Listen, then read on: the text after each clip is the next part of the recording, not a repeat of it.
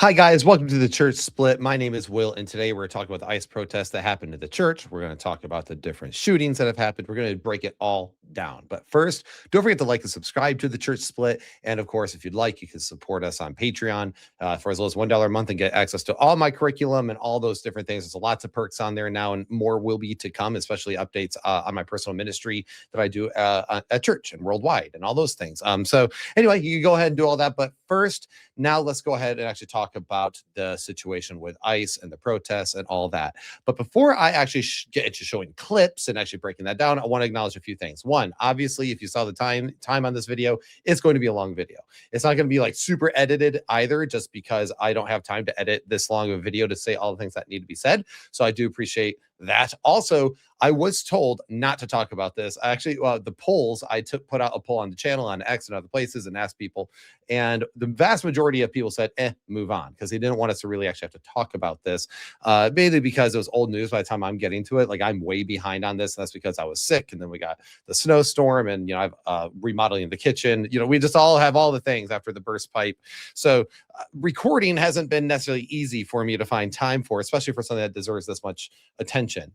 But I chose, even though the vast majority of the polls said to move on, there was enough of people who said they wanted me to talk about it that made me go, I should probably talk about it. And in the comments people made, I was told basically either you're a coward if you don't talk about it, which is untrue, because you could talk about something or not talk about something. There's a lot of things going on in the world right now.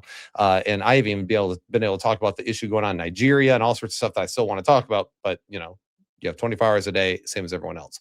The other issue is that some people said I shouldn't talk about it because it's a landmine, and no matter what I say on this, someone's going to want to crucify me. So I'm going to say this real quick right off the bat. The church split, obviously by this very name, is divisive, and it's not divisive intentionally. The tagline is uniting a divided body, and I want to be united around truth and around principles and those sorts of things. But the very nature of the name of the channel is to acknowledge the fact that people can disagree. You can disagree with me all day. That's okay. In fact, that's why friend of the channel, Amber, with the channel When Deep Calls Deep, she always jokes around that I'm wrong, and sometimes she means it that I'm wrong. But that's the thing, and her and I are good friends. Why? It's because this idea of we can disagree, and you can disagree with me. You'll just have to be wrong, okay? But the thing is the reason why I really started this channel was because I saw the division that happened during a church split as a pastor, and I walked through that with my church. And I'm telling you right now, people have forgotten how to have these conversations that we're about to have. And the reason for that is because we told everyone to stop talking about politics and stop talking about religion. And what that has resulted in is an increasingly polarized group of my side versus your side, and having an inability to even sit down and have a conversation. Or when someone does have a conversation, apparently we shoot them in the neck. You guys know what I'm talking about. So we need to learn how to actually have these sorts of conversations again in our society. And that doesn't happen without us acknowledging the fact that we might disagree on some stuff. However, I want to talk to you about how I operate as a person. And this has really helped me and benefited me in life.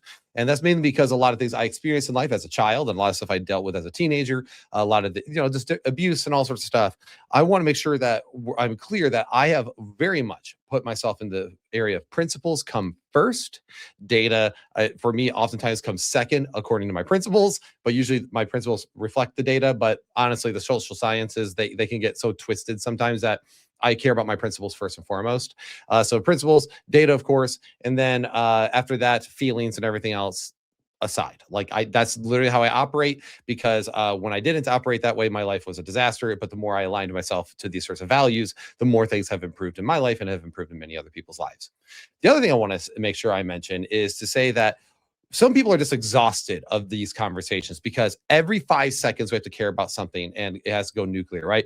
You have to care about the Ukraine, and then after the Ukraine, you have to care about Venezuela, and then you have to care about George Floyd, and then you have to care about Renee Good, and then you have to care about Alex Pretti, you have to care about the ICE protests, and you have to care about the insert everything all the time. Every 5 seconds, there's something else that demands your attention, and we live in such an ever-increasing headline-based culture, which is as soon as something happens, you instantly see the divide, and you have to pick a side, and you have to choose a side right then and right now, or if you don't, you're out. And it's very much, of course, a right versus left thing all the time, because we're becoming increasingly polarized and we're seeing this huge division happening in the culture. And that is part of the problem. Okay. So it's okay. I'm going to acknowledge this right now. If you're exhausted and burnt out on this stuff, that's fine. And actually, probably rightfully so. Additionally, if you don't want to engage in stuff, you are not required to. If you are not required to even care about all this stuff, because bottom line is, if you live in a place of the world like I do, you don't have any way to help anything going on in Minneapolis, no matter which side you're on. And so the best way for you to change the world and make a good impact for the world is to worry about your community. And the other thing is to worry about the community and the injustices that could be happening in your community and how you can support your community and those things like that, and how to actually, help the world as opposed to just complain about it, especially on the internet and the ever perpetually online culture that we live in today. So the other thing is that people have made their political positions their entire identity. And I think that's why people absolutely lose their minds when you disagree with them. My identity as a Christian is as a Christian and in Christ and about the kingdom of God, not about my political side. And I'll say this right now. I am not very, I'm very politically homeless, I should say. I am not a Democrat. I do not like the Democrat Party, especially what it's become. I think old school Democrat Party was probably pretty okay, but nowadays it's just awful.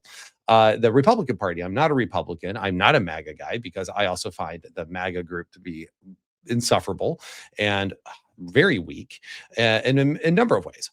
I am personally, as a Christian who is theologically like orthodox as far as like my belief system, I want to align with what the church has taught for 2,000 years. Therefore, my general take on the government tends to be quite conservative. Okay, I would be considered right leaning, and there's certain things that I could throw some things at the left here and there, but I would be considered very right leaning. But the problem is, in general, with me with the Republican Party, as well as the fact that they are still, they're very big government. They are very much not principles first, and all these different things. We can all talk about the pro-life and how weak they've been on that, how much they folded on marriage and all those things. I don't identify as a Republican at all. Okay, so I'm no friend to them. This is part of the problem. People put all their identity in their political party, and when the reality is, if you look at the values of Christ, it doesn't really align with a particular political party. It just doesn't. I would say it rejects actually some parts of them. It does reject some of them outright. And so I want to just make sure we acknowledge that. You don't wrap your identity in your politics, and don't because that's what they want. They want your brain. They want to control you. They want to build outrage, and they want to divide people. That's what they want. The more they divide, the more voters they get, right? So the more people you divide over here and you hate them, they are getting what they want, which is chaos and control, and you don't want to play into it. Your identity should not be in your politics. If you don't want to care about the stuff, you are not required to care about this stuff, because bottom line is, you can't care about everything. You do not have the bandwidth to care about every single thing that's going on in the world. So with all those preliminaries out of the way, I wanted to make sure that I at least addressed that as a very real thing. And so but the thing is that there are some things when people are trying to freak out over this stuff, I come at this with a slightly more unique view, because I don't really like the government. Again, I'm a pretty conservative person, which means I like the idea of a small government. I don't even like the idea of paid officials in our governments, because I think that's how corruption can happen. So I'm very much like, go back to really old school, like America, where most your political leaders were all volunteer offices that they did to help their community and their people. So anyway, I am, again, you can tell I am very small. I am small government, conservative. That's what I want. Okay. But that's not what I'm ever going to get, because we live in America as it is now. And there's no way anyone's going to give up power, because as Lord of the Rings, that Gandalf said, above all things, mankind desire power. Actually, in the movie, I guess that was Galadriel. Anyway, it doesn't matter. So we're going to get into this. All right. We're going to talk about it. And I have a lot of strong feelings. What I'm first going to do is, I was originally going to go through the timeline of ICE, the ICE protest, but I don't think that I have time for the timeline. And this is going to be long enough. But I do want to focus first and foremost on the thing I care about the most, which is the protest that happened in the church. After that, I want to focus on the shootings. We're going to look at the footage of both shootings of Alex Pretti and Renee Good, and I'm going to give you my analysis of it and my general thoughts on this. And I've listened to a lot of things. I've listened to a lot of takes. I'm not a shill for the government, and I'm not a shill for people out there protesting and blocking streets either. I will just give you my honest thoughts on this whole thing. But anyway, so let's go ahead and break this down. All right. So, but first, let's talk about the protest that happened in the church, because this is probably the thing I'm most passionate about. Right. And so let's go ahead and I got it pulled up right here. And by the way, you're going to see that I just have different videos from X that some of these I had to hunt down a little bit. So let's go ahead and watch this clip in its entirety. These people break into City's church and they start doing this. The Lord says in your house, the Tracy you want to get your house in order. That is correct.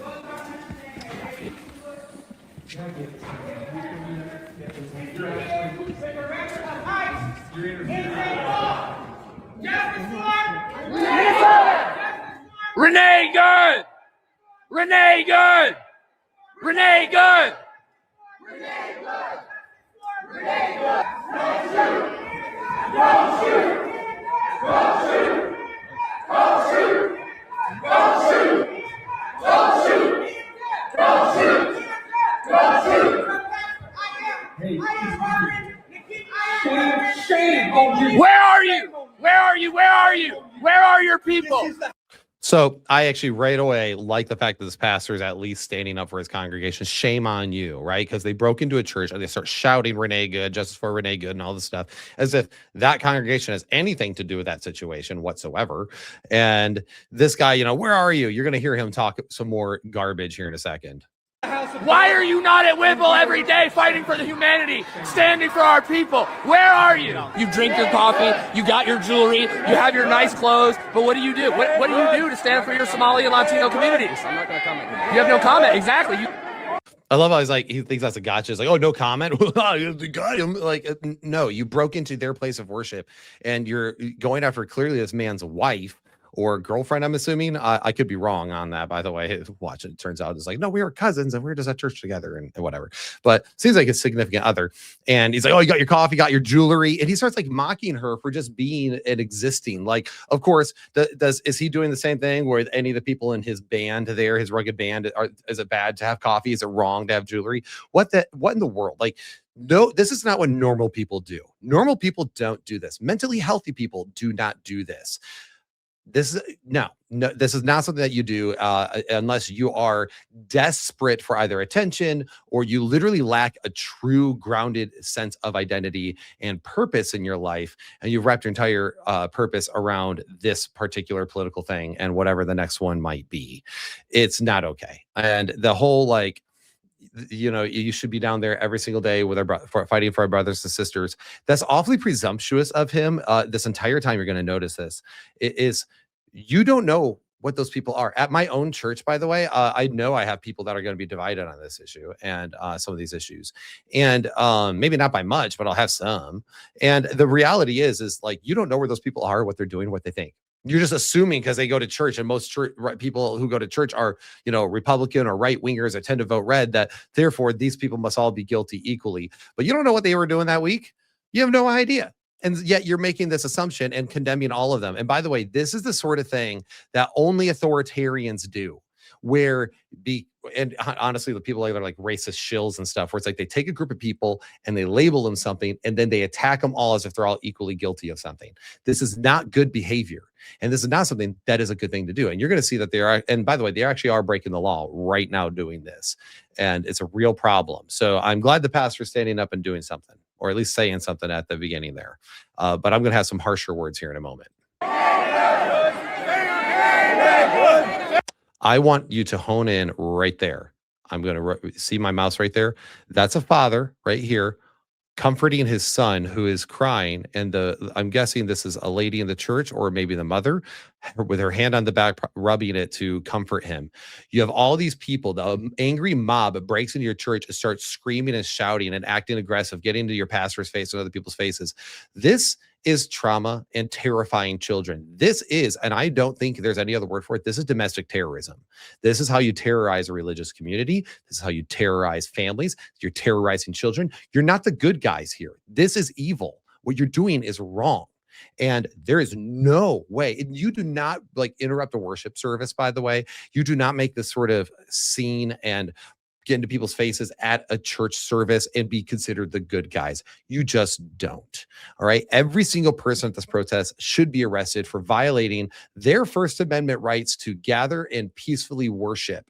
They have the right to assemble, and you do not have the right under the First Amendment to actually disrupt that. And as much as they try to hide behind it, there's a reason why the 3 leaders of this were arrested, because it was in violation of that. You do not get to do this. It is actually against the law here. You have the right to assemble and to worship in the United States of America. This is why I say I care first and foremost about principles.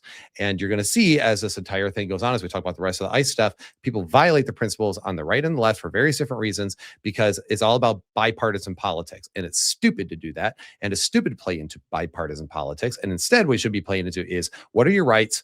What is the principle of the matter? And then applying that. That's what needs to be done. But, nowadays we don't care about that sort of thing, unfortunately. But this right here, I'm telling you right now, if you broke in as an angry mob into my church, first off, not only do we have an armed officer that would be dealing with the situation, but you also have I already know we have a very, very large group of armed individuals, including myself. And you will be met with violence, or you will be escorted out of the building, if nothing else. That would be the first. But I'm telling you this, you terrify my child like that, I'm plopping my children in their mother's lap, and some people are going to hit the floor. Like, just straight up. I do not know your intention. As soon as you break into the church and start acting like this, churches have been burned down in the last few years. Churches have been shot up in the last few years. I don't know your intention. You're acting that aggressive. No, they are peacefully protesting. How am I supposed to know that when you break into a place that you're not supposed to do? You break the law. You're breaking up our religious assembly. I don't know your intentions. You very well could be met with violence at this point, and they would be completely justified in doing so. There is no ifs, ands, or buts about that. And I think anyone who says otherwise is lying to themselves. If you were in this situation, if you were this father right here, comforting your kid, and you saw your kid terrified, and you thought that there's a possibility that these people could become violent, you would do anything. You'd be hitting them with a chair, you'd be hitting them with your fist, or you'd be throwing them out of the building, or you might go boom, boom, okay, with your little boomstick. Either way, as soon as people do this, I think we need to normalize back a little bit like old school days, where if you act aggressive, it is okay to drop you. Like, maybe not always shooting them, but I mean, drop you, like your face is forward one way or the other. Because bottom line is, when you get aggressive with somebody, you begin harassing them physically or in any way, you do not get to dictate the level of aggression that you are met with. You don't. That's not your prerogative at all. Once you have gotten aggressive, you have now surrendered your right to life, because you don't know now how the person is going to respond in defense. And when you break into a church, after all the things that have happened in a church and in churches last few years, and you're acting this way and you're already breaking the law, I have no idea what your intention is going to be. That is a scary thing. And this cannot be normalized, because I can't do this at a Hindu temple, right? I'm a Christian. I think that they are doing paganism and all sorts of evil. Same thing when it comes to a Muslim mosque. And even though I have some hot takes on Islam, right now, currently, as how it goes, like, that would be against the First Amendment right. Yes. So I cannot do this. I can't do this. And if I broke into a Hindu temple and I started doing this, they decided to punch me or hit me or whatever, they would be within their rights, I think, to do so, because again, they don't know my intention once I got aggressive. But again, it's okay to do this when it's Christians anymore. It's okay to terrorize Christians. It's okay to be a problem to Christians. The same people, these people are saying, oh, justice for these people and love for these people, and why don't you have empathy? You don't have empathy for that child. You have empathy for that father and mother. You don't know that sort of week that they've had. You don't know why they might be going to a service in the first place. A lot of people go to church to recharge their souls and be around their faith community. And even though they have differences in ideas, they worship Jesus, and that's what keeps them like united. Right here, you're disrupting that, and you are hurting other people. And so you don't have empathy. You're using the word empathy as a way to weaponize it against others so you can get away with your terrorist behavior. That's not okay. Renee good. Renee good. Freedom! We have a duty to We must love and support one another. We must love and support one another, as I just disrupted your entire worship service. No, you're not loving and supporting them. I can tell you that right now. That is, again, blatant hypocrisy. That's what this is. Blatant hypocrisy. They want freedom. Oh, you don't care about the freedom of religion. That's for sure. you're disrupting that. It's just, and again, shouting Renee good. These people aren't part of that. Okay. And I know someone's going to mention the pastor being the director of ICE, but we'll get to that when actually he starts talking to Don Lemon. All these comfortable white people who are living lavish, comfortable lives while children are dragged into concentration camps. No one's dragged into, gosh, this guy's got such an annoying voice. No one's being dragged into a concentration camp. Where are the concentration camps, sir? Are you talking about where they take illegal immigrants and they lock them up and they put them in like cages or whatever? First off, were you this angry when Obama did that? Because he did that too. And again, the bipartisan politics thing is like, no. Consistent principles. If it's wrong, it's wrong, right? But of course, people also lie about this. Like, what was it? I had to go down the rabbit hole. You can't. We live in an ever-changing culture that is so obsessed with headlines that they don't do any investigation. There's a little child that everyone said that ICE detained this 6-year-old, and really what it was is that the illegal immigrant parent took off and left the child, and ICE took them in to make sure that the child was okay and taken care of. Otherwise, they would abandon a kid. And suddenly they're detaining a child, like this sort of spin. But this right here, no one's in concentration camps. This is not the Gestapo. There's no one's being starved to death and executed. And have you read about Auschwitz? Have you read what they did to people? Do you know what communists do to people? One thing that they do to people, and communists do really like making sure people don't worship Jesus. I can tell you that right now. So let that sink in however you want. This is very communist-like behavior. Then also he's like, all these white people, ironically as a white person himself. But of course, there you go, the identity politics. That you can't be a person to these people if you're a white person. It's okay to hate Christian white people to this group of people. It's okay to hate all these comfortable white people. And what's wrong with being comfortable anyway? Like, you could be comfortable. I know a lot of really comfortable black people who really don't appreciate this sort of thing. And I know my brother is Hispanic, and I can tell you that right now, he would not be about this. And his dad is an illegal immigrant, or was. He moved back to Honduras before all this happened. But and that's the funny thing is, I know people directly who have family, not just my brother, but other people who have family that are illegal immigrants. And they know that this is not the way it should go. Okay. So again, it's not to say that they're less human. The fact is that if you're illegal, you're illegal. Now, I do think, to throw the left a bone here, our immigration process is stupid. Because our government is stupid on nearly everything. It is inefficient, it is ineffective, and everything takes way longer than it needs to, and they don't do anything. That's part of the problem. So I prefer free markets, because free markets make them competitive, and they have to be good at something or they drown. So for me, the government could use some competition. But one of the things is the fact that the government, did you know it could take 10 plus years to immigrate from Mexico? I get there's vetting, and we should vet, and it should be thorough. But 10 years? Come on, dude. After thousands of dollars, there's a way we can streamline this. But was it Thomas Sowell? Was that him who got into the government, and he got a government job, and he found a way to fix a problem, and they basically hand waved him away and told him basically to stop? They don't actually want to fix the problems. So there you go. Because if you fix the problems, a bunch of people get out of a job. And I say, yay, save taxpayer money and bring down our taxes. And no, we got to keep our jobs, right? So there's your corruption. But anyway, this guy is insufferable. I should also mention there's going to be a lot of cussing in a lot of these videos coming up. So this is not a video you probably want to watch around children. But I already mentioned shootings at the beginning. So deal with that. Come on. All right, let's keep watching. You're living real life, nice lives with your lattes, doing absolutely nothing for your Latino and Somali brothers and sisters. You come here to a man wearing a suit as a preacher? Did Jesus wear a suit? Did Jesus profit off the words? Oh my gosh, I will not be lectured about what Christianity is and what true Christians are by people who know nothing about the Bible and who only use the Bible to weaponize it against Christians. Because the reality is, if you are okay, cool, yeah, all right, I'll do all those things you just said, but also homosexuality is a sin. They're like, oh, you're a bigot. I'm like, well, you're just saying I should do all these things that the Bible said. And the Bible says it's a sin. Oh, you're a bigot now. Okay, so I see what it is. You want to weaponize my faith when it's convenient for your political agenda, but not actually you care about it when it actually comes down to the application. All right, so shut up and get out of here. You're not a Christian, and you will not lecture me on what my faith teaches and believes. And I'm not going to be guilt tripped by it either. So yeah, he says that you're comfortable. Did Jesus, he's wearing a suit.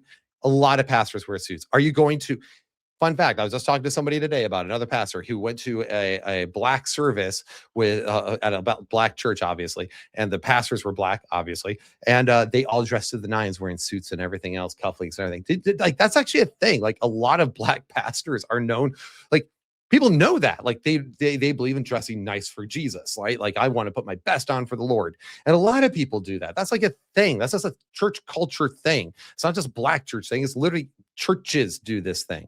Then he talks about Somali brothers and sisters. I'm sorry, the Somalis who are here illegally and have been caught doing shams, financial fraud, ripping off their own people over here. That's not your brothers and sisters. They're here illegally. They're only brothers and sisters in the sense that they're image bearers of God, but you're here breaking it, you're committing fraud, and you're here illegally. That right there says that, no, like, I do care about them as people, but there are also processes as a government. And we are told to live peaceably with all men. We're supposed to submit to the authorities as much as we can without violating God's law or violating what Christ would have us do. So, like, yeah, I actually have to, I am actually in support of the rule of the land. You know, there are illegal things that are happening with those. It's the job of law enforcement to enforce those things. Why Paul says that they are to bear a sword. That's the point. What people also don't realize is that actually, like, shipping people out is actually way nicer than a lot of countries. A lot of countries, you'll just be locked up and you're not going nowhere. Like, you're done. Us sending them back costs us actual money, but they do it, and that's actually kind of a mercy. Now, granted, can we talk about, again, more efficient immigration processes? Absolutely. But that still doesn't mean you get to break the law, right? I can think that Switzerland, I don't agree with their immigration policy, but it doesn't mean I get to just pop up there and make myself like live there and live off their system and benefit the culture from the culture, and then be shocked when the consequences come and roll around. Like, that's just part of it. So anyway, I say all that just because this whole thing was like, did Jesus wear a suit? No, of course, that's stupid. Jesus wore robes like everyone did in the first century, like, especially Jewish people. Like, don't even lecture me about this. You don't know what you're talking about. In fact, are you familiar with what priests wore? They wore quite fine gemstones and everything else in reverence at the temples. So, of course, again, weaponizing your faith against you. Look at these people. Some of these people are just praying and worshiping still, like they're just trying to get on with it and deal with the harassment. This is like basically what you would do for, like, martyrdom would be something like that, where it's like you just try to worship God to your death. But these people, obviously, it's not quite that serious in this. You just have an obnoxious person here getting people's faces for no reason, who has no idea what these people might do. You don't know if that woman right there, by the way, she could be a caseworker, you know, who helps your community. When he says you guys don't help people, well, let me tell you something. Are you aware that if everyone became atheists and every church closed in the entire nation, across the world, how many more people would starve and die? The people who give to charity the most, in humanitarian efforts the most, the people who assist the poor the most are Christian. And by the way, are right-wing Christians, like Republican Christians, even though I'm not a Republican, like I already said that. But when people say this, it bears no amount of like guilt from me. And you should never allow it to guilt trip you. Christians do by and large more than anyone else. Doesn't mean that they can't always do more. We should always be pushing to improve, but you can't guilt trip people who know that they're doing mission work in and around everywhere. Like I do mission work internationally, I do it across the nation, and I do mission work locally. Okay, that's why I have a day job working as a pastor and helping people. Like, you will not lecture me on what my faith is and what we do or do not do when you have no idea, because you clearly haven't looked into it.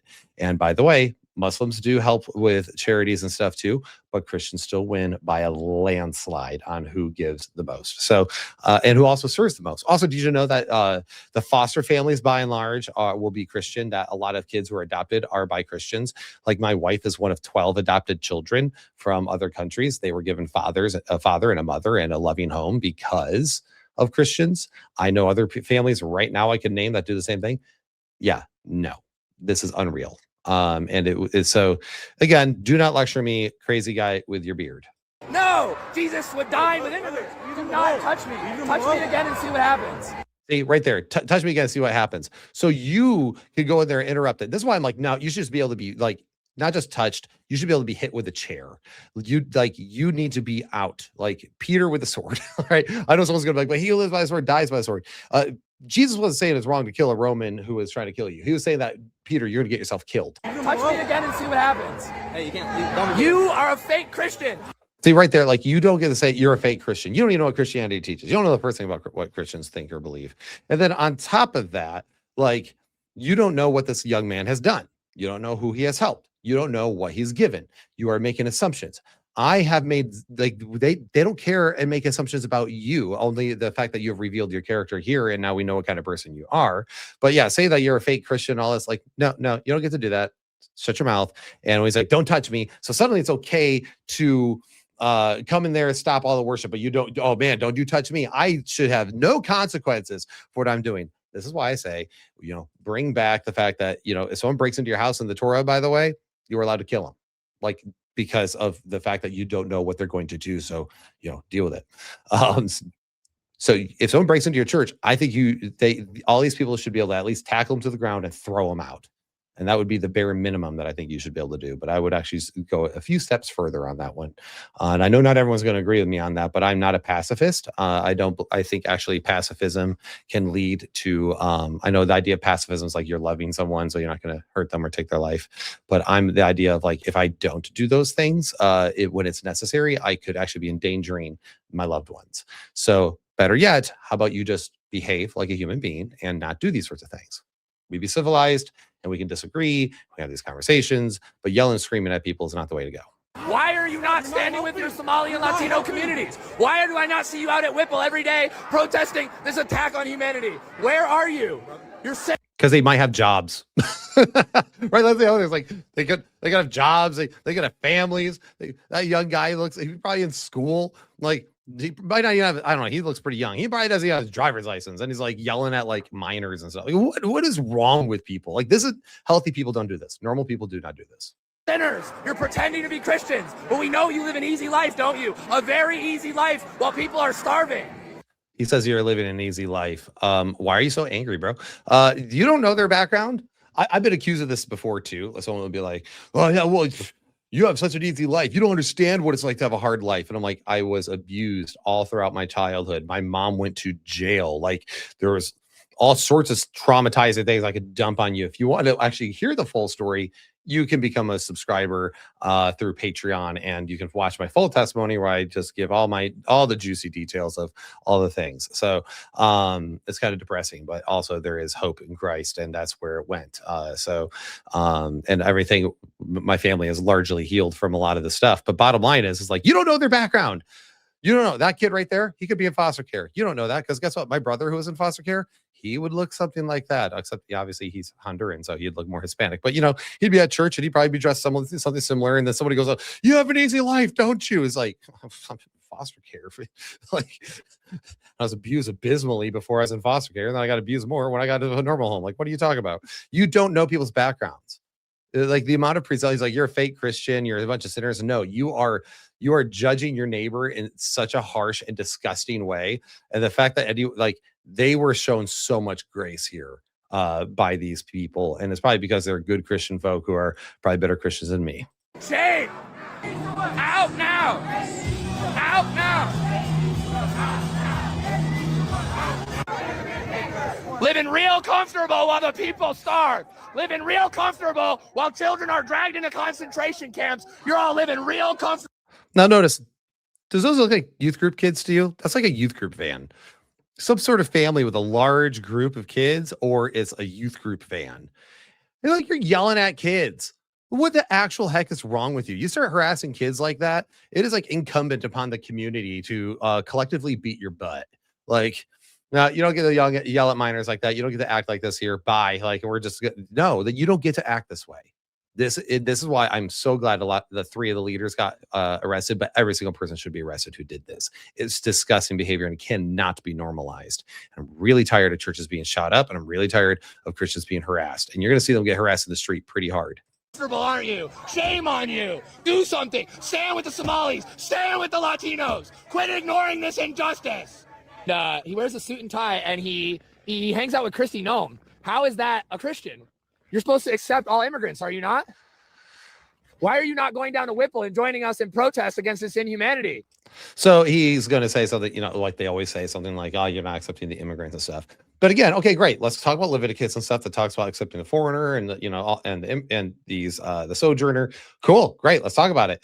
Also, are you cool with me then voting for my values when it comes to sexuality and abortion that scripture talks about?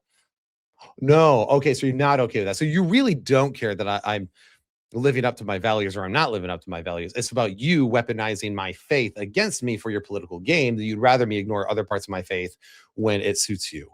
That's what it is. Like, do not be manipulated by these people. But now let's see what the pastor's response is. And I have all sorts of stuff here, guys. So we're going to get through it. I do apologize in advance for the fact that this video is going to be longer than all heck. But Don Lemon went with them, and he hid behind the idea of being a journalist, and it was actually quite disgusting because he clearly is in support of them. He didn't just go for journalism's sake. And you can know, because if you were going for journalism's sake, you just be asking questions. Hey, how does this make you feel? What are your thoughts on the whole situation here? And one of the big things people are saying is because apparently this pastor is a director with ICE. He's like an area director. First off, ICE has been around under Obama and other people. Like ICE is not unique. Okay. It is a government's position. Plenty of people, plenty of good Christian folk work in various parts of the government. And that's okay. There's nothing wrong with working in the government. In fact, in the early church, there was even Roman soldiers who converted, and Roman soldiers did far worse things and were expected to do worse things. And of course, but they were expected to eventually leave their post. But, that's because they crucified and murdered people left and right. This is not murdering people left and right. I know you're going to be like, oh, well, those two shootings, it's not murdering people left and right. Okay. That's not what's happening. But the other thing is that remember that guy who was running around going, oh yeah, but they're wearing all the, he's wearing a suit and tie and, he's all dressed nicely and all. I don't think people realize how little pastors usually make. Pastors aren't unless you're at a mega church, most pastors are not making a lot of money. They're actually usually below the poverty line. A lot of them actually work jobs additional to their church work, or sometimes they even refuse to be paid by the church at all because they'd rather the church save the money and use it for other things, or their job supplies enough, and they do this as a service to their community. So there's a lot of presumption, once again, on his part, which none of us should be surprised with. But yes, this pastor is apparently an area director with ICE, but that doesn't mean he's responsible for Renee Good. Okay. The one who would be like, even if Renee Good, like, let's just say it was all wrong, not justified in the least, doesn't mean he would be guilty of that, because you're not guilty for the actions of others. This is the worldly mentality of like, oh, the child needs to be punished for what the sins of the father is, like they used to do in the pagan days. And God is adamantly opposed to that. The soul who sins is the one who shall die, or the soul who sins is the one who is held accountable.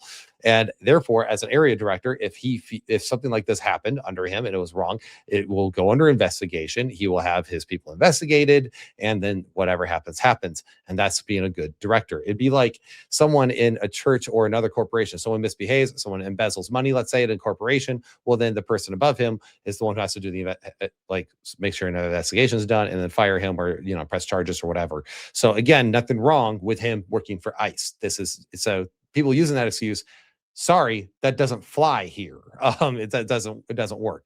He's and also enforcing the laws of the land, as long as the laws of the lands aren't something like communist China, is an objective good thing to bring order. That's the whole point. Otherwise, you have disorder, which is actually what we see a lot of right now over there in Minneapolis. There's a lot of disorder, and there's a lot of reasons for it. We'll talk about that as we go forward. But I want you to listen to some of this. This is unacceptable. It's shameful. It's shameful to interrupt a public gathering of Christians in worship. But there were folks who will say, I have to take care of my flock. Okay, but listen, we live there's a constitution in the First Amendment to freedom of speech and freedom to assemble and protest. Yeah, that's garbage. That's not what you're using, though, right now. They have the freedom of speech to assemble and worship, and you are disrupting that. It's actually violating the FACE Act. That's why people are arrested after this, because it's disgusting what you're doing. So him using that, and the pastor's actually being really kind, like really kind. He's being kinder than I would be, and he's being kinder than I know a lot of other pastors would be. He's being very kind right now, and saying, I'm trying to take care of my flock and my people and my family, right? Like, and that's respectable. He's being a decent human about this. So let's be real. We're here to worship. We're here to worship Jesus, because that's the hope of these cities. That's the hope of the world, is Jesus Christ. I want to be very respectful. Please don't push me. See, well, be very respectful. Please don't push me. But let me disrupt your worship service and get all up in your business. And suddenly, when you're up in his business and he pushes, saying, "Hey, clearly, hey man, you're a little too close to me," then oh, please don't push me. It's like that's someone I just nicely communicating, dude. You're too close. Nope. You want to get in someone's business, and it's so weak. It's just gaslighting, and it's weakness. It's absolute weakness. I'm gonna bully you, then I'm gonna make it sound like you're the problem, and I'm gonna be in your business, and I'm gonna bully you to silence you. It's like this is not the way you do political discourse anyway. This is not the way you're gonna. Do you think you're gonna change any of those people's minds, or do you think any of those young men left that church and went, "Oh my gosh, they really woke me up today," or do you think you may have just created some radicals against your cause? Because I can promise you, it's probably the latter. That's how human nature works. That's why it's stupid to act this way. But yeah, he let's keep listening because this gets good.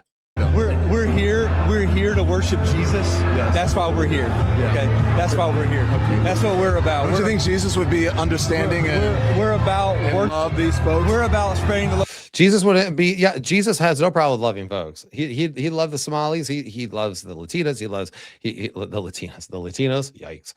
He loves the pastor here. He actually loves Don Lemon. He loves everyone here. That's not the issue. That's not the issue. The issue is that because the people think love means somehow you have to tolerate everything, and actually biblical love is not tolerating sin and actually calling it to repentance. But Don Lemon doesn't know what Christianity is, even though he claims to be a Christian, but he rejects all of historical Christianity. So yeah, when he's like, "Do you think Jesus would be understanding?" No. Jesus would not be okay with this. And the people bring up the flipping of the tables and all that. That was because there were money changers there that were literally charging people to go actually participate in worship and sacrifices. They're ripping people off in there. That's not what's happening here. This is not a one-to-one ratio. I hate it when people take parts of the Bible from the ancient Near Eastern context or the first century context, and then they try to slap it onto their own political agenda. Drives me absolutely up the wall. It is not. That pastor isn't requiring people to buy different things as they walk in so that way they can actually worship and give offerings to the Lord. That is not what is happening here. They were they were peacefully worshiping and praying together, and you might not agree with this politics. And you know what? The pastor let's say the pastor's wrong for being a director at ICE. Okay, great. That's still not the way you do it. You know what? People can be wrong, and you can find a respectful way to do that. But that's not what you did here. You're choosing to be bully. You're choosing to domestic terrorism. You're choosing to violate their First Amendment rights. You're violating the FACE Act. You are a criminal, and you should be charged. Love of Jesus. But did you try to talk to them as a Christian? No one is willing to talk. Okay. So like you should try to talk to them. What do you mean you should try to talk to them? You won't let them talk. You just walked in shouting. It's outrageous. Okay. I have to take care of my church and my family, so I asked that you actually would also leave this building. You don't want us to chronicle what happened? Unless you're here to worship. I'm always worship. I'm a Christian. We're here. I'm a Christian. No, you are a gay married man. You're married to a man. You are not being Christian. Homosexuality is a sin that is condemned by God in pretty harsh words. All right. We don't need to mince that. It is what it is. And it's okay because other sexual sins are too. And people need to be consistent in calling out both. Pornography is just as bad as homosexuality, as adultery, as fornication. It's all sexual sin. And everyone's called to sexually abstain and then to only practice sexuality in a marriage with one man and one woman for one life. Okay. Unless of course there's death or something. So I'm always worshiping. Then why would you take the glory away from Christ and bring it onto yourself here? We're here to worship. We're here to worship. Okay. Thank you very much. This is unacceptable. So that's that. It's just, so Don Lemon, of course, he's pretty irrelevant. And the only reason why people care about what he's doing anymore is because he just did all this. So then Don Lemon, of course, decides that that's not enough. And he also has to try to corner an old man and actually start interviewing him as well. So let's go ahead and watch this. These people have come into our house and they've interrupted our worship. This is a house of peace, and we try to proclaim that. And this stirs division and rancor. And in the end, it's not helpful. Ultimately, I believe they've lost. They've emptied a house of worship. Everybody's gone home. Their point has been proven worthless. And so in the end, I think they lose. an old man right there giving actual wisdom. This is not the way you do it. They lost, essentially. They emptied out a house of worship, and nobody cares what you have to say because of how you've gone about this. It's not right. But more importantly, if I was to break into any of their houses uninvited, cause derision and upset according to their values, I would be kicked out ultimately. It's not a good way. He's right. If you broke into someone's house and you started like going after their values and getting in their face, saying that you suck at for whatever it is that you suck at, you would be thrown out. And that if you're lucky, you'd be thrown out. If you're a little less lucky, you'd be beat up. If you're very unlucky, you'd be shot. Okay. That's what I'm saying here. You don't get to break into places and then choose the level of aggression you're met with. You don't get to do that. Like what? But I was just I wasn't being that aggressive. I don't know what you're going to do. People are crazy out there. So either you ship up and you just find a way to do this properly, or you could be met with violence. This old man is absolutely right. And I really appreciate him. And you can tell this is, by the way, what wisdom is. You know, he's being very calm and very polite to Don. And remember, Don just goes, "Oh, you don't want us to chronicle this?" is what he asked the pastor. And it's like, because he's hiding behind journalism. But the thing is, he knows what he's doing. And we'll see that here in a minute. I feel violated. I feel interrupted. I feel angry. He's angry, but notice how he's calm about it. This is the definition of be angry, but sin not. Like this man is like doing a good job at communicating this. But again, if people decided to, act aggressively, I don't think that's a sin. I don't think that's being angry and sinning. I think that's being scared and defending yourself. That's a bit different. May I ask you something? When you were saying if you had showed up at their house, they're saying that people are showing up at houses where they're citizens or without due process and breaking and entering their house. One that we saw, I've been watching from New York, with a battering ram into someone's private property, and there's no recourse. There's no, you understand what I'm saying? This is and so some people don't have to like the methodology, and I could say that I think ICE has been a little sloppy. I support them getting rid of illegal immigrants, and especially those that have committed heinous crimes. But okay, sure, some of it's been sloppy. But also, most of it's fine. Carry your ID, show that you're an American citizen. If you get taken in and questioned, just go in and get questioned and just cooperate with law enforcement, and it'll all be over soon. It's just, and people are going to say that's racism and stuff, but we're going to deal with that here in a minute. It's all part of a much larger dialogue, in my opinion. On one side are people who watched a previous administration bring 12 million people in over the course of 4 years, and many of them undocumented, many of them criminals, etc. This is another administration's corrective. Now, whether you agree with the policies or procedures, I think I could actually be sympathetic to some of the things where there have been. So right there, I think that, I could be sympathetic to those things, sympathetic to maybe the procedures and how it's been gone about it. So that's it. By the way, when someone says sympathetic, they're saying not only do I feel bad for that sort of thing, but I could be persuaded to thinking that it's wrong. Or maybe I do think it's wrong, because I'm sympathetic toward it. But also he's acknowledging the fact that it's a big mess, right?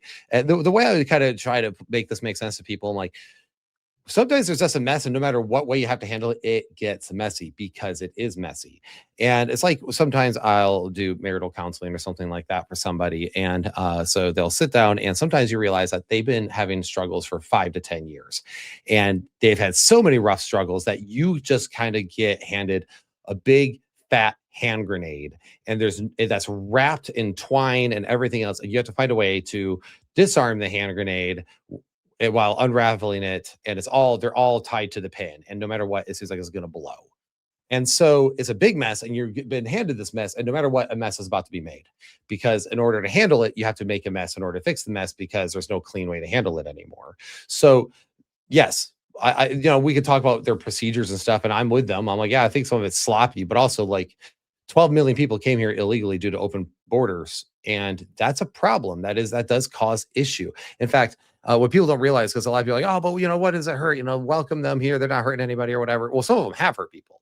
Like, look up the stories. There's illegal immigrants here who have done heinous things to various women, underage girls, and all sorts of stuff. So yes, they have, but not all of them, right? Not all of them. You don't want to do the whole, you don't want to be like actually racist, like some of the people on the psycho right. And by the way, the right versus left thing, I've mentioned this on this platform before, but it's more like a circle, and the right and the hardcore right and the hardcore left, like leftists and like the crazy actual like right wingers, like we're talking like beyond Nick Fuentes, even like those people, they're actually more like close on the circle. They I mean, for example, they both hate Jews for different reasons, but they hate the Jews.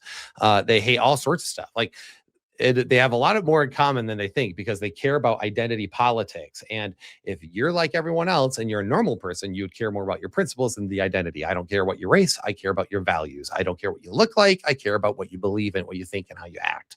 So that's how most people behave. But yeah, this is not outrageous here.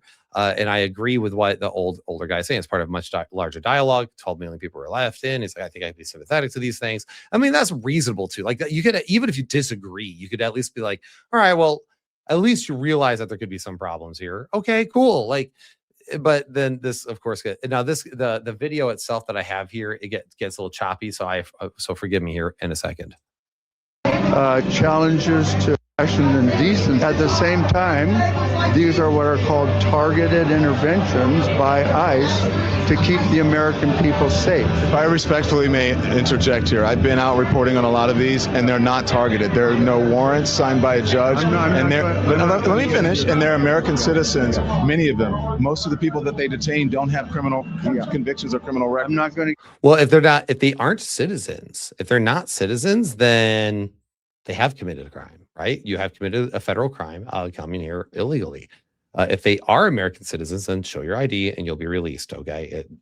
And then if they end up breaking something, like as they like broke down your door or whatever, it's like there's no recourse. You can press charges. You can pursue that. You should. Like if they're that sloppy, then hold them accountable, right? Like so. But you know if you're going after illegal immigrants, you don't need something signed by a judge, because they don't have rights here. They're not citizens, so they don't have access to those rights that American citizens have. So, like whether you agree with that or not, it doesn't matter. They don't need these things.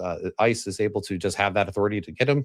Okay, you're not legal. All right, ship them out. Like they're able to do those things, and yeah. So that's just part of it. Again, you don't have to agree with it, but I don't agree with our tax system either. Yeah, I still have to pay those taxes. I find our tax system to be entirely stupid. I find our medical system entirely stupid, but I still have to do it because guess what? I live here. I don't get to sit there and make up my own rules.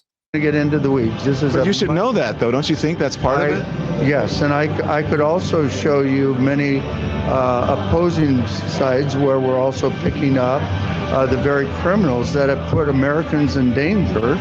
Yeah, so it's not an either or, it's a both and. You know, there's some people who have been wrongfully detained, and there's other people who have been rightfully detained. Because people are going to say, well, this is, it's racism because they're picking on people who are brown. Look, that's not racism. All right, this is called basic profiling. There's a very big difference, and this particular breed of people always seem to like do this. Like the leftists especially are really big on this. They confuse the two all the time.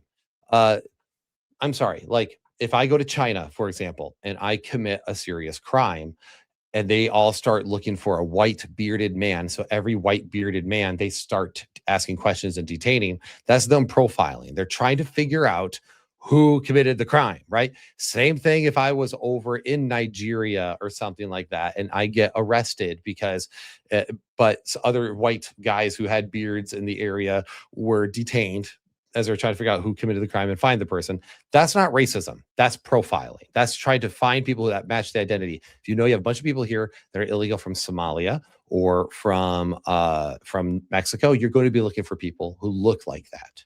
That is basic profiling. That's not racism. That's them just trying to figure out who's here and who's not. So, if you're looking for someone who could be here illegally from Mexico, and you pull up to my property, for example, and you're like, all right, there could be a Mexican woman here who's here illegally, and my very Korean wife walks out, you'd be like, I don't think she matches the description, right?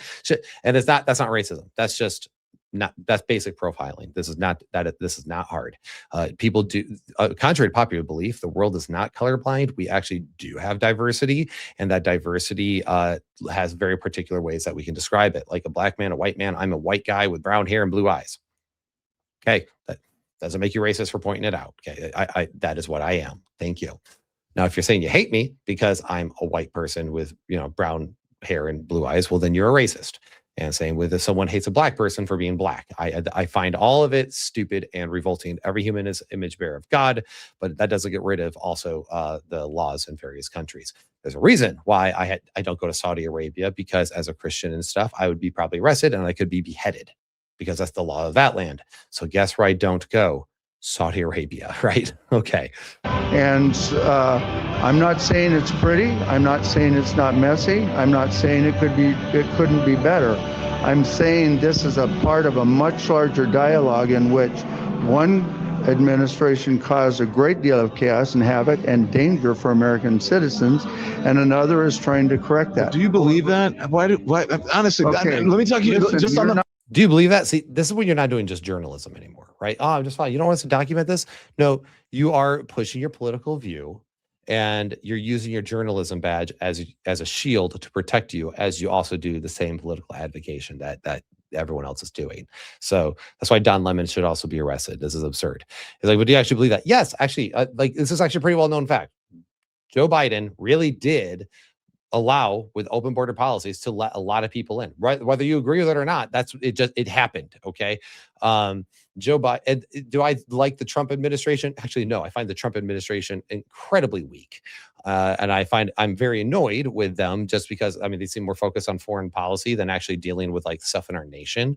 And that's a real problem for me. I want our nation to be a focus for one time by an administration that actually gets our economy working, instead of inflation continually to skyrocket, our wages remaining stagnant, and then people having less and less children, because not only do we devalue them and abort them left and right, and that we devalue marriage, and that we keep increasing the division between young women and young men. So that's gone, but then also children are just have a birth with good insurance. My daughter still costs $5,000. I'm a big family man, and yet over here, the right's oh, we're about the family values and conservatism, and meanwhile they have done zero to actually make it easier for families. Get out of here with your nonsense. But oh yeah, go ahead and shoot another missile at Iran. That'll fix the problem.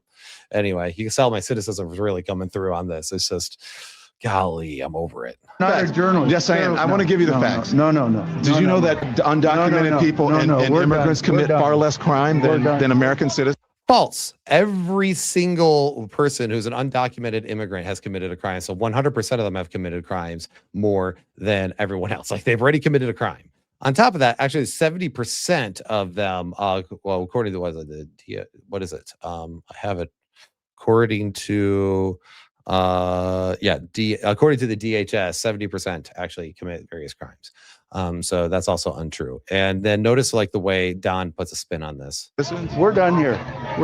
Then natural born Americans. You won't listen. If you could ask, I'm giving you the facts. Give me facts. I would have a conversation. But I can respond to you. No, did Jesus stand with the oppressed? Because he doesn't want. Oh golly, yeah. So right there, it's you guys are actually having a very good conversation.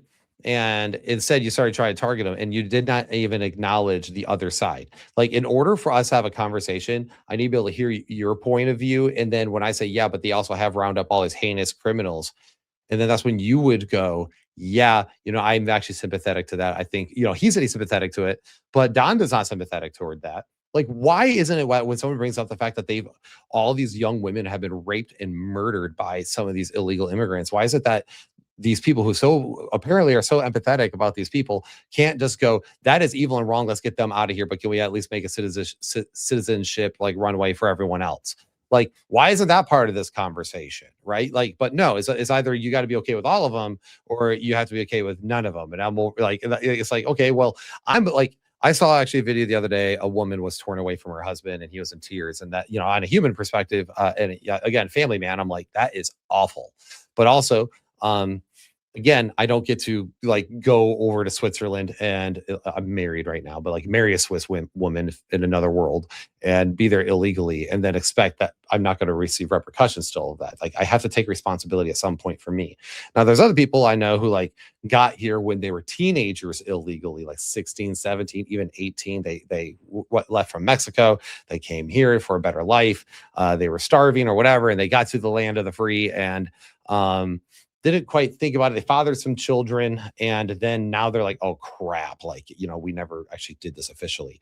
And so those people are still going through those processes, but like you should go through those processes, but it shouldn't take, 10 years. That's stupid too. So, whenever everyone's like, yeah, but the right needs to do X, Y, Z, I'm like, yeah, you're right. They suck. Like, like I'm nobody's friend here. Like I'm just, this is why I was told this was a landmine. Because like, you're just gonna make everyone mad. Oh, okay. Well, I just don't think like I'm allowed to have my views and my opinions. So and right here, Don says he doesn't want to listen to facts. And so again, they're having a polite conversation until Don turned it into complete bipartisan politics and refused to actually listen to the opposing view when the other view was listened to and tolerated just fine.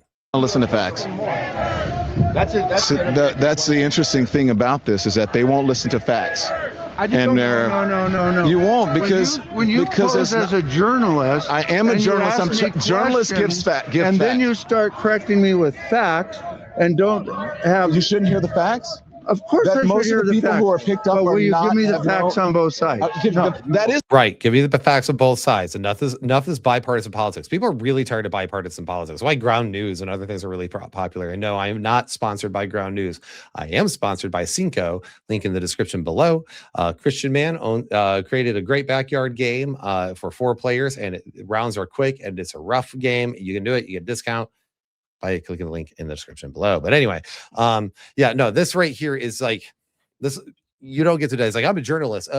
Journalists speak on facts. I'm sorry. I've read gaming journalists and other journalists and people, what they do not speak facts.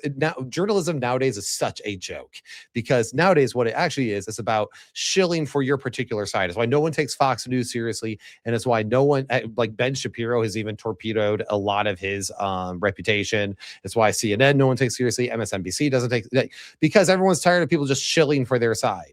The more you like do this, the more people are just going to double down against you. That's what's happening. That's why we're seeing more and more people like just outright throwing the towel and be done with it. That's why you're not seeing people, seeing more people want to vote independent or more people saying we need a revolution.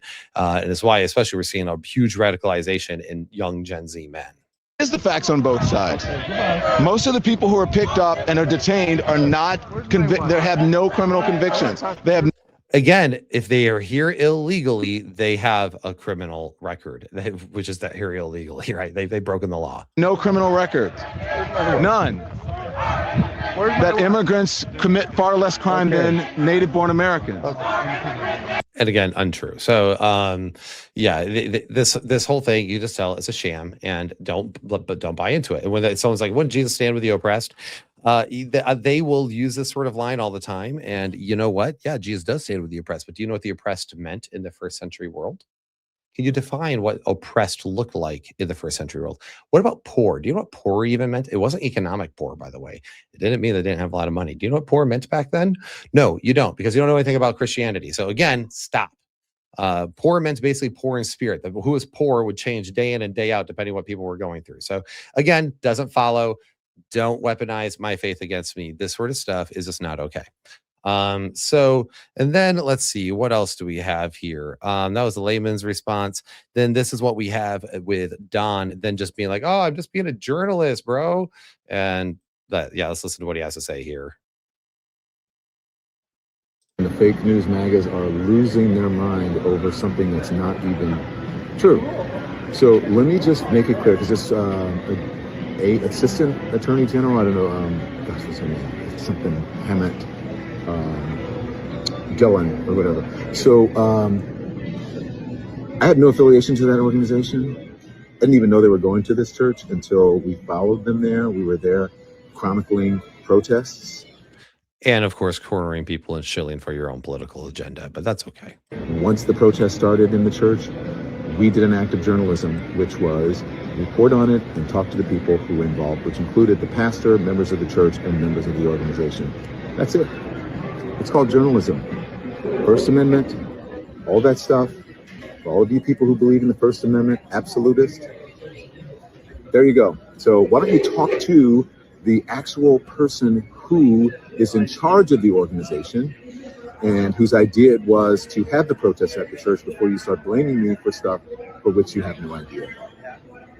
So again, yeah, he was so cheeky, but you were part of it. You see, you didn't just go in there and go, "Hey, this is going on. Why do you think about this? We're just here for journalistic purposes, is recording this whole thing. What do you think about them violating your First Amendment right?" Like you notice it was all about, well, this is their First Amendment right, and you suck. Like that's basically all it was. It wasn't like, "Hey, let me do real journalism and talk to both sides and get both sides." He doesn't care about both sides. That old guy was dead on right. He doesn't care about the opposing argument whatsoever. He only cares about shilling for his own political agenda. And then in absolute narcissistic fashion, and you can't make this crap up, he actually he actually starts basically saying that it's because he's gay and black. That's why people are mad at him. Which is just absurd. But we're going to talk about actually here in a minute, I think. So was it this one? Sorry, I have a few links that I'm working through right now. And yeah, right here. But notice this. Remember he says that, "Oh, I had no idea about the organization." But notice what he says. It's not like he didn't know what he was about to do or what was going down. Listen to what he says. Watch this guy here. Look, he's hugging his kid. And I just imagine it's uncomfortable and traumatic for the people here. But again, careful. It's very slippery right here. Yeah. It's uncomfortable and traumatic for the people here. But that's what really careful, please. Really slippery. Not kidding. That's what. What do you notice that there's children walking out? By the way, protesting is about, and so. Watch this guy. So he knew he was about ready to make people uncomfortable, as he said. He knew that he was going to be causing a problem, causing a scene. He knew he was going to, he even uses the word traumatize in another clip. It's like he knew, and it's like he went in there anyway, and he encourages, oh boy, protest is making people uncomfortable. This is why I don't participate in protests. The closest thing I ever got to was during COVID. I went to a stand-up Michigan rally, and that was because a friend of mine was speaking and opening up her business, and I was there to support her. But it wasn't really like a protest. It was more like they just got together and had a speech, and she was just explaining why she's opening up, and we were there to support her, and then after that we left. So I don't go to protests because honestly, you don't really change people's minds when you go to protests. Now it's your right to protest. It's your First Amendment right, and you should absolutely do it if you feel like you should.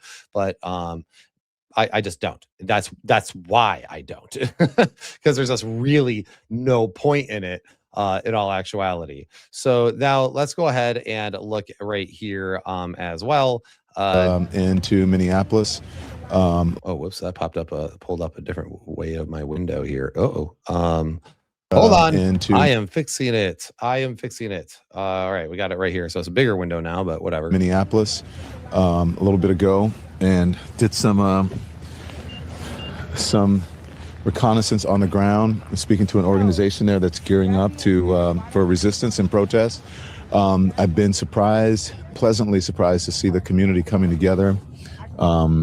Diverse community. If you see this, when we first pulled up, we're like, wait a minute, which operation are we at?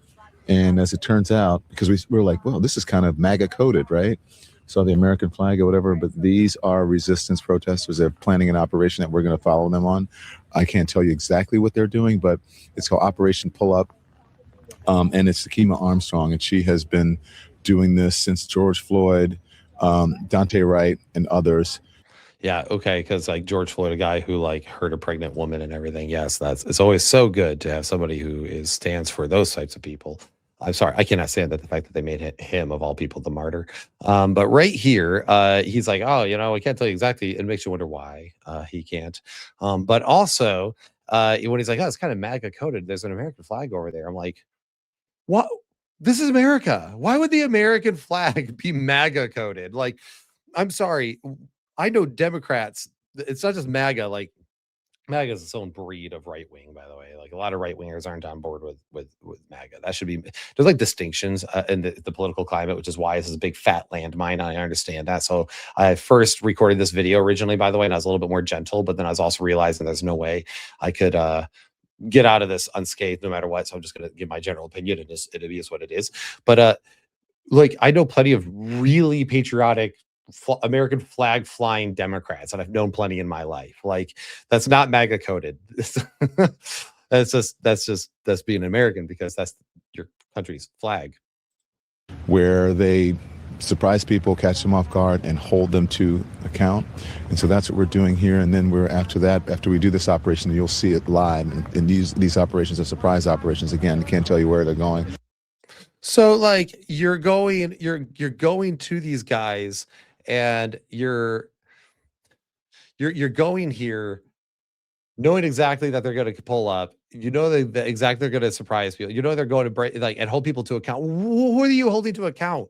Again, that father holding his child. Get out of here with that nonsense. It's outrageous. But of course, now let's go ahead and watch the video of him making himself the victim. Y'all ready? This is by the MAGA men think these. All right, let's pull this up. Sorry. Think these MAGA men, they have like a hive mind. None of them are unique. None of them are the alphas they think they are. They just all take their orders every day. What's Elon saying? What's Trump saying? And they have to bend and mold. And you are a prize. I should say, no joke, like there is some truth to that. Like when MAGA goes from being like, yeah, Rittenhouse, so you should never carry a gun at a protest. Yeah, she's not wrong here, but the problem is that cuts both ways because suddenly, every single time there's a peaceful protester, they're not peaceful protesters at all. They're burning down cities and stuff. Like the left does the same thing. They're a bunch of shills half the time for themselves too, and they're not consistent on their principles. Like for example, January 6th. January 6th, of course, I was one of those people that would during that entire time when Trump goes, hey, fight, and I was like, that's stupid. Like this whole thing is stupid. The January 6th, why? Because I'm getting ahead of myself here, but you're going to take over the federal government? Okay. Or you're going to commit insurrection? Okay, like what were you planning to accomplish when you're breaking into these buildings? Like that was stupid. And so I'm very much of the opinion of like, yeah, maybe you just don't try to break into or assault anything that deals with the federal government, not unless you're actually going to start a real revolution. All right, like come on now. So I find the entire thing really silly. And so but now of course it's okay to get involved against the federal government because it's for your political agenda. Like it's just come on, man. It's just outrageous. Or also the same people who are like, oh, Kyle should never have carried a gun. Like, so it's both ways, right? So it's really hilarious to see this flop, right? So the right was like, Kyle is able to carry a gun. It's law. And then once everything happened with Alex Pretti, you should not be able to carry a gun. People are making that argument. You shouldn't carry a gun to a protest. And then you have the opposite side of things, which is like Kyle Rittenhouse should never be able to carry a gun. Kyle Rittenhouse should never be able to carry a gun. And then because they're on the left or whatever, then they're like, oh, Alex Pretti had the right to carry a gun. It's like, what are we doing here? Do you have the right or do you not have the right? All right, let's start there, but we'll get to that here in a minute. It's just, what are we doing? But keep in mind, so she's like, they like have a hive mind, like I just said right there, like that could be true for a particular group on the right. But let's listen to suddenly after you break into a church, you gaslight and you're the victim because you're a gay black man. For them. An independent, gay, black, happy, successful man. And this is an attempt to intimidate and beat you down. He was intimidating them. He was part of the intimidation process. And now suddenly he's the victim. Turn the gaslight off, y'all. I don't disagree with that. And I didn't hear the first part, but I think that there is obviously there's racism in it. The whole point of it is that they're detaining people on the streets because of accents in the color of their skin. No, again, like I said, profiling a particular group is not because you're trying to find people that match that group to get them back where they're supposed to be, or and get them out of where they're not supposed to be. That's not racism. That's just basic profiling. That does not constitute racism. There's a reason why when the police are chasing somebody or someone's a high profile case that they're trying to find in the city, hey, he's a 6'2", middle aged, white man with black facial hair, whatever. Like they give it a description, and then they go look for all those people that match that description, right? So if I happen to match that description while I'm walking down, and they're looking for a guy whose high profile is running around, I shouldn't be surprised if they pull me over. And now can I be like, I didn't do nothing, and freak out? Well, yeah, I could, but like, is it going to fix it? No. And once you realize they got the wrong guy, you'll be like, oh, okay, just cooperate with law enforcement.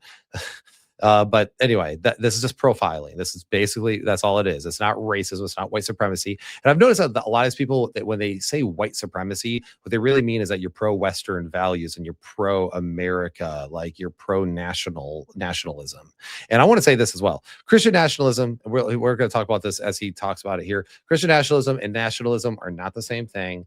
Christian nationalism seems to be largely, to a lot of people, it seems to mean that you're Christian and you happen to vote Republican, right? Like anything like that is Christian nationalism. There's an actual real movement called Christian nationalism, and that is like complete theocracy. And this is what it drives me crazy when people are like, you're a white supremacist or you're a Christian nationalist if you vote your values.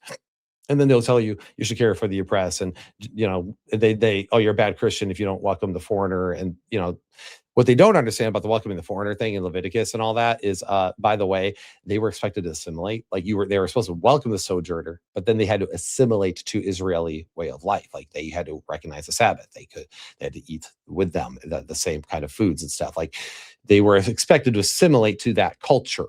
And nowadays, and that's why like the idea of the melting pot was a thing. We all were here, but we all were supposed to melt, right? So that's what people don't understand. Nationalism, a lot of countries, even these more liberal countries, are very nationalistic, like Denmark and Switzerland. It's hard to immigrate to them if you don't have like direct family line heritage there. They're nationalistic. They preserve their culture. I went to Albania, and they're very proud to be Albanian, and they don't want to be American. They love Americans because Albania would not exist right now if it wasn't for the American. But then also Austria. I've been to Austria, and they speak German and English over there, and they have a very particular way of culture. And if I went in there and expected them to move, that's not going to happen. They're very nationalistic, and that's okay. It's okay to be nationalistic and defend your and like be like, this is what our culture is, and we want to keep it that way. Like if I go to China and I move to China, I have to learn Mandarin. I don't know if you know this, like various countries, you can't even immigrate there if you don't speak the language. And that's part of nationalism. This is what our national identity is. So Christian nationalism, though, is different. It's theocratic. It's theocracy. And the only time, like that's what people, of course, are ignoring, is if you want me to vote in a very particular way where I vote all my values in, cool, welcome the sojourner and all that. But then that means also I'd have to be vote just like Israel would do, which is, all right, well, if I vote that value, then I vote that you also have to assimilate to American culture. And not only that, but I also have to vote pro-life. I have to vote anything that's against homosexuality. I have to vote all those other ones. Well, you don't want theocracy, right? So when liberal people do this to me, like when hardcore leftists do this to me, I really I'm like, nope. Like, do you want me to vote all my values or no? Because if you want me to start voting for like what you want, then I will, but then you can't get mad at me, right? Well, that's Christian nationalism. Okay, well, great. Well, then now you see the problem. The problem is that the United States of America is not a theocracy, and it's a constitutional republic. And even though it's founded on Christian principles by Christians and deists, people miss that. It doesn't mean that you get to, it's still founded on some of those principles, but regardless, people don't really understand history on a lot of that either. So I say all that because it's important that you understand that when the Bible says welcome the sojourner, there was an expectation that those sojourners actually cooperated with Israel's law and way of life. And that's just all there is to it. And nowadays we have a lot of people who've lived here for 10 years that still can't speak English, and they can't speak the language of the land. In many countries, that's completely unacceptable. And I would argue that it is unacceptable. You should be able to speak the language of the land if you're going to live there, because there can be actual real communication problems. Like what if you are dying in the hospital and like you had to be rushed to the ER and no one knows how to speak to you? What if somebody goes to you for help? A child, let's say in your neighborhood, was just assaulted and they run to you for help and you can't understand them. There's a lot of problems when people can't speak the language of the land and they're living there. So again, there's nothing wrong with nationalism. There's really isn't. It's actually pretty normal. So if people want to protect the American way of life, then that's okay.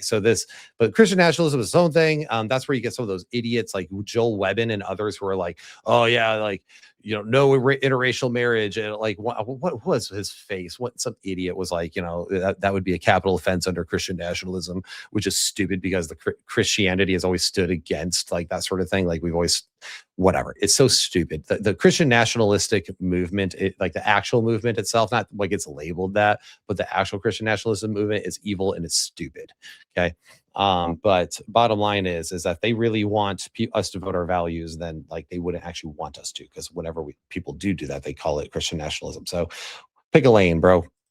And they're also targeting people of color and Black people as well as brown people. So there is a certain degree of racism there, and there's a certain degree of entitlement. I think people who are in the religious groups like that, it's not the type of Christianity that I practice, but I think that they're entitled, and that entitlement comes from a supremacy, a white. So a white supremacy. So who's more entitled? The one who breaks into a church and then plays the victim and calls them a bunch of racist entitled people, or the person who, or the people who are just going to church? Like what? They're like, he's like, yeah, they're detaining these people. That's not the Christians do. Like maybe some Christians are a part of it. Yeah, maybe, of course, like that pastor or whatever, as an area director or whatever. Like, really, are Christians guilty of that? Now, also, I should say this: it is not authoritarianism and white supremacy. It's not authoritarianism when someone who's duly elected is actually, and Trump, whether you like him or hate him, he did run on the fact that he was going to crack down on this, and that's one of the reasons why a lot of people voted for him. And so, him doing that, which being duly elected, isn't like some weird authoritarianism. It's just him doing what he said he's going to do. Now, granted, I still find him a weak leader and all sorts of other problems, and we're going to talk about that here in a little bit, and I'll upset other people. But right now, I'm going to upset the leftists, and that's okay. And then I'll go upset the right-wingers later. White supremacy, and they think that this country was built for them, that it is a Christian country, when actually we left England because we wanted religious freedom. It is a Christian country, though, as far as its founding principles are concerned. So this is where, again, yeah, we wanted religious freedom, but like they were Christian about it. Like half the stuff that we have nowadays was illegal. Like there's a reason why homosexuality was not legal, like, and it was not allowed. Like it's because whether they said it was like, religious freedom, yes, was part of it. But also they were pretty Christian. Like they had Christian values, and they're like, we want religious freedom. And they kind of meant like, I want to be able to either not practice, or I want to be able to be part of whatever religion, denomination I want to practice. Like that's kind of what they wanted, because they didn't want to be Catholic or Anglican. It's religious freedom, but only if you're a Christian and only if you're a white male, pretty much. And so, yeah, because there's so many white males at that church, right? You didn't see any women, right? You didn't see, did you see that woman of color that was actually comforting that little boy, that Asian woman? But those are all inconvenient things. Like, what are we doing here? The gaslight, stop with the identity politics. Stop with you're a white man, you're, a black man, this, gay man, that, white person, this. People are over it. This is why, by the way, Nick Fuentes has become popular. And, I'm not a big, I don't agree with Nick Fuentes on a number of things, obviously. I have a lot of issues with his views on stuff too. But the thing is, it's like, you realize you gave him that platform, right? Because you started calling everyone racist, sexist, bigoted, homophobes, and you kept pulling this card so much that it lost all weight. And now the more you tell people that, like, yeah, sure, I am that thing, and they're okay with it and embracing it now. Like, you accused an entire generation for over a decade of being these things, and now they're like, cool, yeah, I'll just be those things then. Like, I wasn't those things, but now I am those things because of this. Like, I think actually Steven Crowder, he did that whole thing in like the barbershop, and he's right. There's like I've known people who are like standard non-racist milquetoast white people who have actually become pretty dang racist. And it's like one of those things where you have to be like, whoa, no, that's not cool, dude. But like, that's why. I mean, it's not saying it's right. It's just saying, I don't want you to know, and I'm not wanting you to agree. I'm wanting you to understand human psychology and what happens when you do this. And we were warned about this by Dr. Peterson and others a long time ago, that the way how extreme things happen, like over here with what we saw the left doing 10 years ago on university campuses, when they were shutting down just people giving conservative speeches or whatever, pro-life speeches. And then they were like, interrupting all that. He was saying, you're going to do this, and there's someone else is going to rise up over here, another extreme group, and you're not going to like it. Stop this. And of course they didn't. And that's what happened with the extreme group. And then once you assassinated Charlie Kirk, was actually pretty moderate. And one of the things that I liked Charlie Kirk quite a bit, but one thing is I didn't agree with him on was the MAGA thing. I'm not a MAGA guy because, again, I'm not all about Trump. I don't love Trump. Trump is too liberal for me on a number of issues. So I wasn't with Charlie on that, but that's what's kind of funny about a lot of this. But it's like once they assassinate Charlie Kirk and they all celebrate it in the streets while telling you to have empathy for these other people. And then they are mad that Nick Fuentes has gotten all the he has filled the vacuum. And it's like, well, what I knew it, right? I was like, I told my wife, it's like they killed Charlie Kirk, you never kill the opposing side's moderates. Like don't ever do that. That's stupid, because all you're going to do is radicalize your opposing side, and then you're going to actually platform the radical on that side. And what happened? Nick Fuentes is now in the spotlight. Well, you play stupid games to get stupid prizes, and that's just all there is to it. And this is human. But you can warn people about this stuff all day long, and no one actually listens. So let's keep going. Absolutely, 100%. But it's an intimidation tactic. And, I said, I don't understand how I've become the face of it when I was a journalist. I do understand that I'm the biggest name there. And I'm also, as I was on with my producers this morning, you and Kylie talk all the time. My producers were saying, I said, how did I become the face of this? And my producer said, Don, you're a gay Black man in America, and you have a platform, and you're the biggest name. Of course, you're going to be the person that they single out, and they're going to make the headline because it plays to their base, and their base is full of racist, bigoted homophobes. He did the meme. He did the meme. If you disagree with me, you're racist, sexist, bigoted, homophobe. Right? Like, that's why people don't care anymore. Everything has been about no. The reason why everyone made you the face of it is because you actually are the largest name there. None of those people, no one knows who they are nationwide, but you're a nationwide known name. Like Don Lemon is known nationwide. Now, is he as relevant as he used to be? No. Is he popular? Not necessarily with everyone. But reality is he is the biggest name, and he's in there. And not only is he in there doing journalism and recording, but now he's cornering, he's attacking people in there. Like, you're not listening. I wouldn't listen to you either. I don't care if you're right. Like, the moment you break into my church and start doing something like that, you could be 100% right, but I'm not listening to a word you say, because I don't know your intentions. You brought the tensions high. Division is now started. There's so many problems here that, I'm not listening to a single word you have to say. I'm not. And you could be right, but I'm not going to listen, because why should I?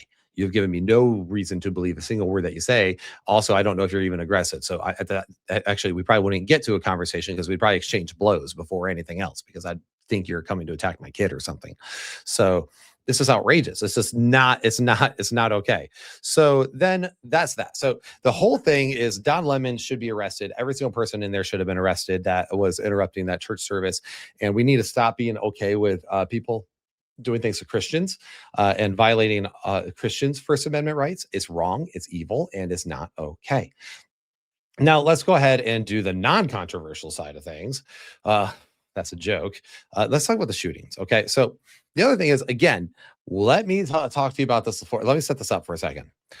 As someone who has family, who is friends and family who is in law enforcement, I understand, as someone who has actually been in training, I've done martial arts training, I've done self-defense training, I've done knife fighting training, I've done all sorts of weapon trainings as far as like melee weapons, and I've done gun training as well. I've shot every caliber of bullet I think that's available out there, and every type of weapon out there, from a standard bolt action rifle to a lever action to, I've shot the whole 50 cal Desert Eagle. That thing was sick. I've done all the things. And I'm going to tell you this right now. I am very pro Second Amendment. So pro Second Amendment that I don't think that I should be regulated. I should be able to buy a Gatling gun if I want to. I should be able to buy an RPG. I'm one of those. I'm like, I am, you could call me an extremist, but the bottom line is, when the Second Amendment was made, it was made for muskets. And that's the argument. Oh, it was made for muskets, not what we have nowadays.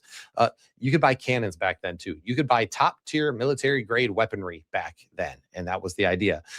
And the whole point was to have a well organized militia to be able to resist any over oppressive government. And right now, we're not even allowed fully automatic weapons to own. We're not allowed assault rifles as a civilian, as civilians, which gives the government the upper hand if they were ever choose to be authoritarian, which means we're at a great disadvantage. Let's just put it that way. So I am very Second Amendment pro on that. I am very much not okay with a lot of the stuff that has happened with that And I also think, and this is one of the areas that I have issues with Republicans on, because they're like, instead of all this gun control stuff, we should get armed, like retired veterans or armed security in schools, and have a lockdown with checkpoints and stuff. And they have not done a single thing like that. So it's like, oh, well, good talk, man.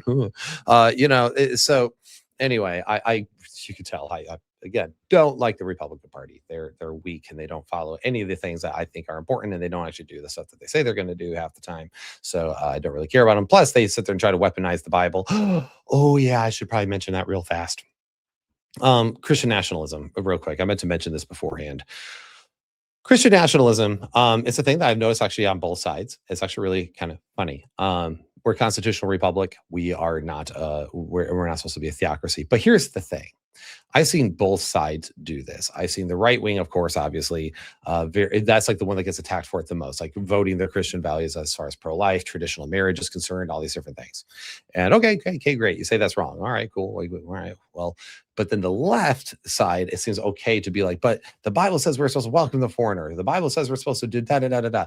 Or, we're supposed to love one another and take care of one another's needs. So we should be okay with socialized healthcare and all this stuff. Okay. But that's another form of Christian nationalism. If the threshold of Christian nationalism is voting any form of Christian values into law, then you standing behind this and saying that these are your values as a Christian Democrat is the exact same thing as you getting mad at them for voting their values over here. Okay. I'm of the opinion that we should welcome foreigners and sojourners and all those things. And I think we should streamline the process to do so, but no one has the right or the entitlement to come here, because also, by the way, you can't take on everyone. Like, you just can't. There is a resource problem.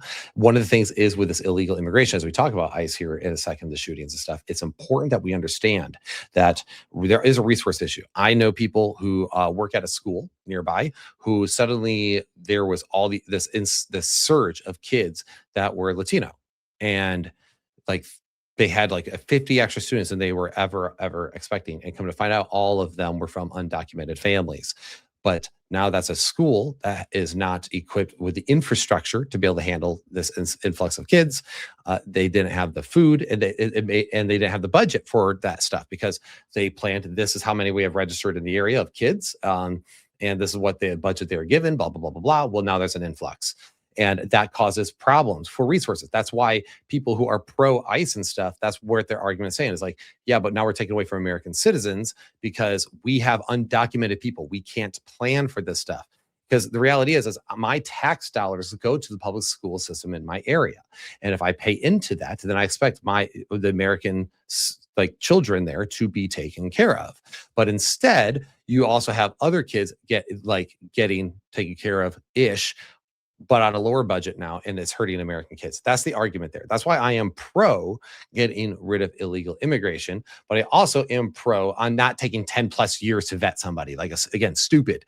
And then it's like, oh, then you wonder why you have problems. Human nature is human nature, man. Like, I'm not saying it's right. I'm saying actually breaking the law is wrong, but I'm also like, I also understand human nature that if you're from a third world country, like, let me just put it this way. If I was from a third world country, and I could sneak across the border and know I have a better life and could provide more for my family, and we were starving, or we were around mafia that could kill my family or sexually assault my daughters or something, would I do it? Probably. I'm just being honest. I probably would try to get over there. Because I might not have 10 plus years, right? So there is that side of things where it's like, you can, that's why it's like, it's a complex issue that needs to just be dealt with. But instead of solving the problem, we're being very inefficient at solving this problem. So let's go ahead and, I wanted to make sure I mentioned that, though, there is a Christian nationalism on the Democrat side as well, by Christian Democrats themselves, who, if they measured the same at their right-wing brothers and sisters as they do themselves, that they would be guilty of the same thing. My whole thing is this, that's why I say principles come first, everything else second. What is right? What is wrong? What is the moral right and wrong of the universe? And then let's follow what God has to say there. And then if nothing else, we can have this relatively libertarian society where people just get to live in peace and do what they need to do and exist and, whatever. But, again, but I'm not in charge. So, all right, now let's go ahead and talk about the shootings. And this is, of course, going to be, so we have to be careful real quick as we get into this. Like, again, you could disagree with me, but I'm going to give you my take as someone, again, who has had a lot of family in this stuff. I've trained in self-defense. I've trained in even like combat-ish scenarios. I've done all those things.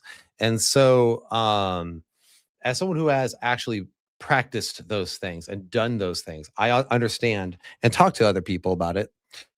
I understand that these decisions are made at split second intervals. They do not have, it always bothers me that people will do this, like with any kind of thing like this. They will hover over stuff and they will pay close attention to it. And then they pick apart everything. Why did he go left when he should have gone right? Why did he do this? Why did he do that?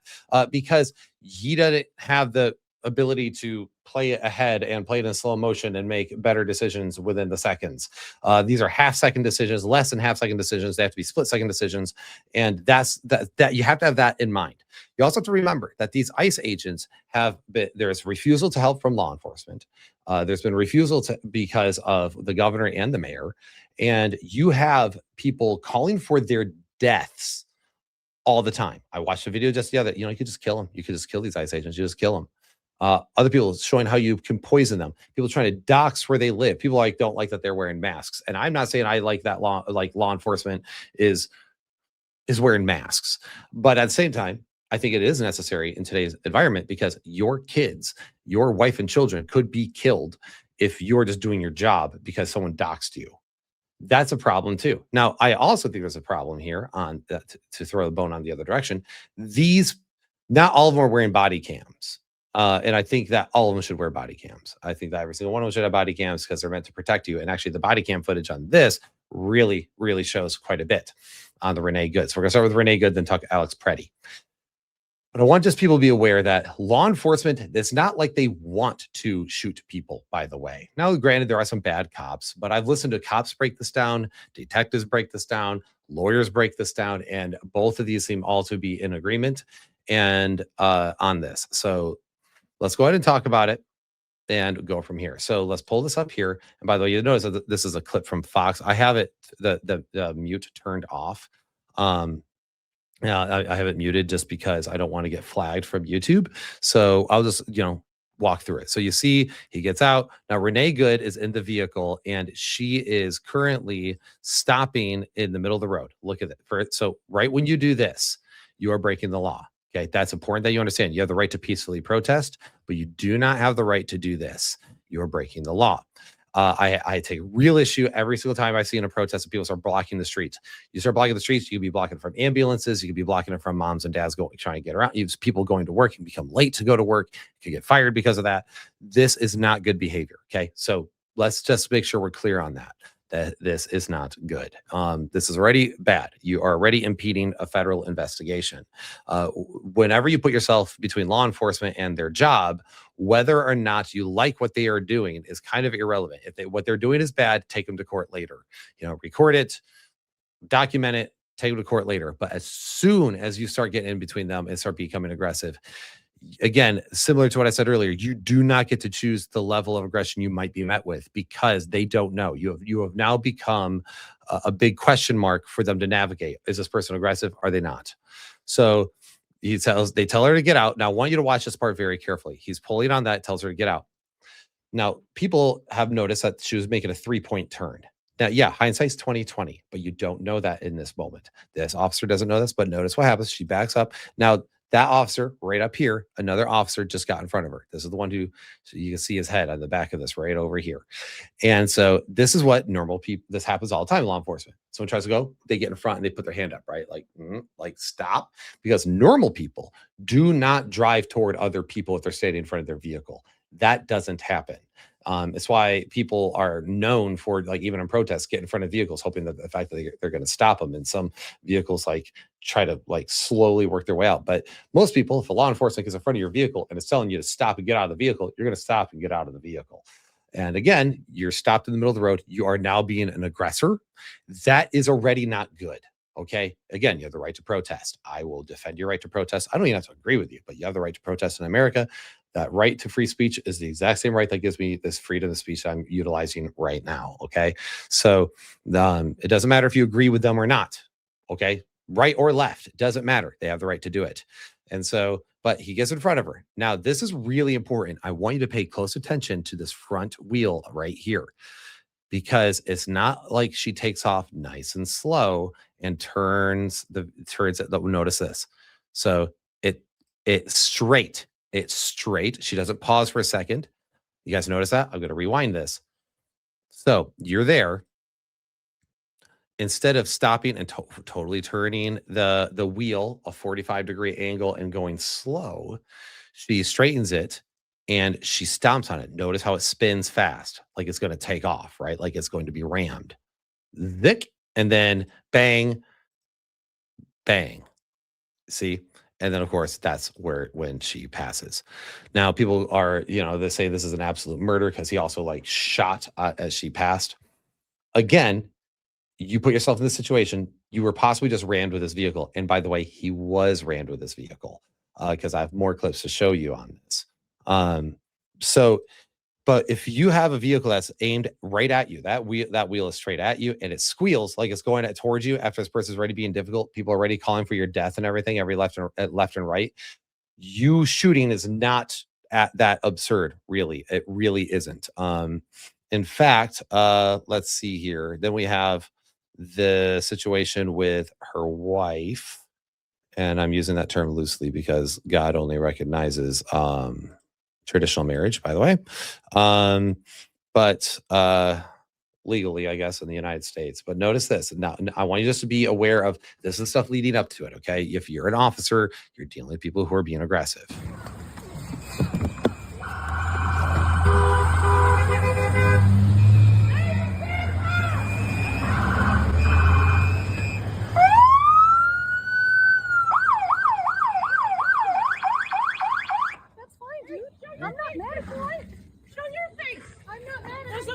Change our plates every morning, just so you know.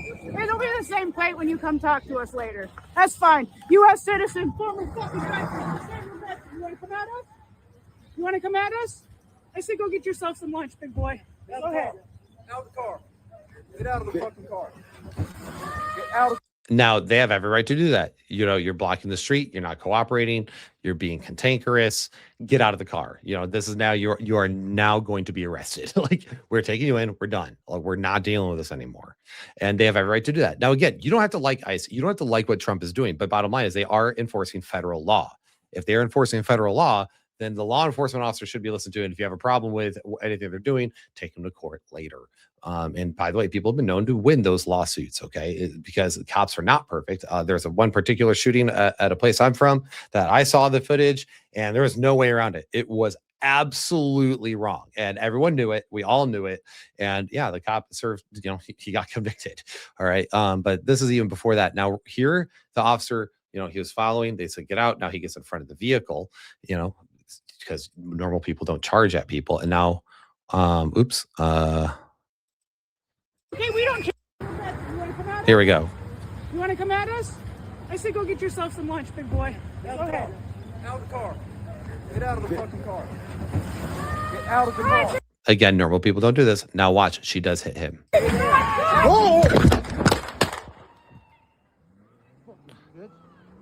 So bang, bang. And so when it was shot, he was shooting and getting shooting and getting hit at the same time. And he did suffer from internal bleeding. So people who are acting like, oh no, he didn't really hit him. Like, no, he suffered from internal bleeding. So the officer was hit during this. This goes under what all cops need. And some people don't like this, but all cops need is what we call reasonable cause. They need a reasonable cause to use lethal force. In other words, they have to believe that there was fear involved, that they were in fear for their life, that they didn't know if were going to get out of that alive, or if the person was assaulting them. This is why. It's really important that when a law enforcement officer is involved, for example, I carry a gun. I carry a gun a lot. Okay. And what would happen if I was pulled over? I haven't been pulled over yet while carrying a gun, but what you would do is you have your hands at 10 and 2.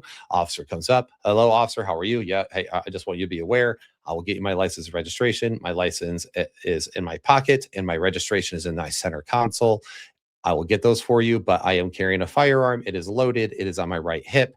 So would you like me to remove my firearm, or would you like me to slowly reach for these things? Like, and just like explain it right there. You know what he knows at that point? Okay, homie's being honest. He's being decent. He's informing me of a weapon. Because here's the thing. I don't want to reach over and grab my stuff and him suddenly see a gun on my hip, right? Like, and then, whoa, like, what are you planning to do that? Why didn't you tell me about this? Because a lot of officers are shot at traffic stops. Like, that is a thing that they are trained for. They know this, and some of them have been shot at. I know a mentor of mine. One of his partners was shot and killed in a shooting, and it's like a thing that still he got in a shooting match with somebody, and his good friend and partner died. Like, these people have to make these split-second decisions. So that's why if they're on edge and you're being cantankerous, and they're going to be on edge, by the way, when they're harassing them at hotels, trying to figure out where they're living at and threatening to kill them and wanting them dead. And also these people are going to be on edge. Okay. And shame on the government over in the States there, the Governor Walz and, the mayor, for not assisting them, because all you're doing is the blood is on the hand of those who are not bringing order. And that's including Trump on this, by the way, because as soon as Walz and others refuse to cooperate with the federal law, then he should have put in the Insurrection Act, and then, which, by the way, has been enacted by plenty of presidents in the past. It is important that you know that it is enacted by plenty of presidents in the past. And it is, so that's very normal. That's why it exists. And then it should have brought in the National Guard and others to just force the fact that, nope, there will be order here. You can peacefully protest, but you're not going to be harassing our officers. You're not going to be blocking the streets. You're not going to be stopping the work of the federal government. We are going to keep doing this, and you can protest. And then, it will, you can let your voice be heard and all that. But instead, we don't let order. Chaos ensues, and this is what happens. People can die because you have people like Walz, and I have record of this, of him saying like nonviolence is not the way to go. It's time to resist. And remember when Trump said fight, and we're going to fight this on January 6th, when he said fight after he was shot in the ear, you heard people on the left going, that's inciting violence. That's raising the temperature. He knew what he was doing and all that. But then when Walz says fight and resist and all that, suddenly that's okay and not raising the temperature. Do we not see the hypocrisy here? And Trump commits his own hypocrisy here in a moment. So don't worry. That's going to happen too. But that it's important that you recognize that the fact that this is exactly what you see. Like, he actually gets hit, they block the road and all that. I can play the clip to you in slow motion, but I think you get the idea. But the other thing I just wanted to point out is, that was what we call a reasonable cause. And when people go, well, no one's going to hit you with a vehicle. I want you to be aware real fast that that's actually not true. Where to go? Hold on. Hold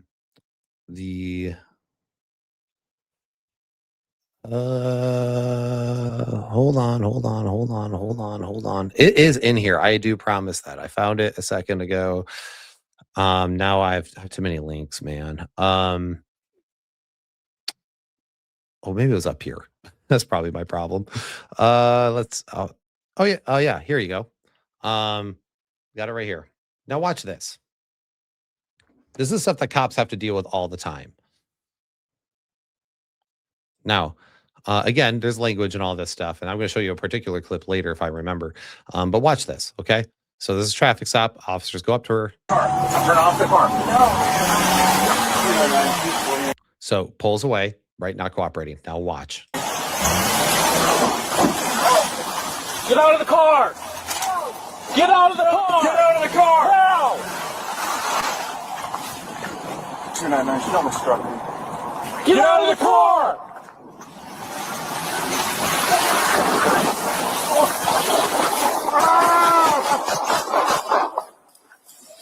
Shots fired! Hands are hit! Show your hands! She struck me. Shots fired.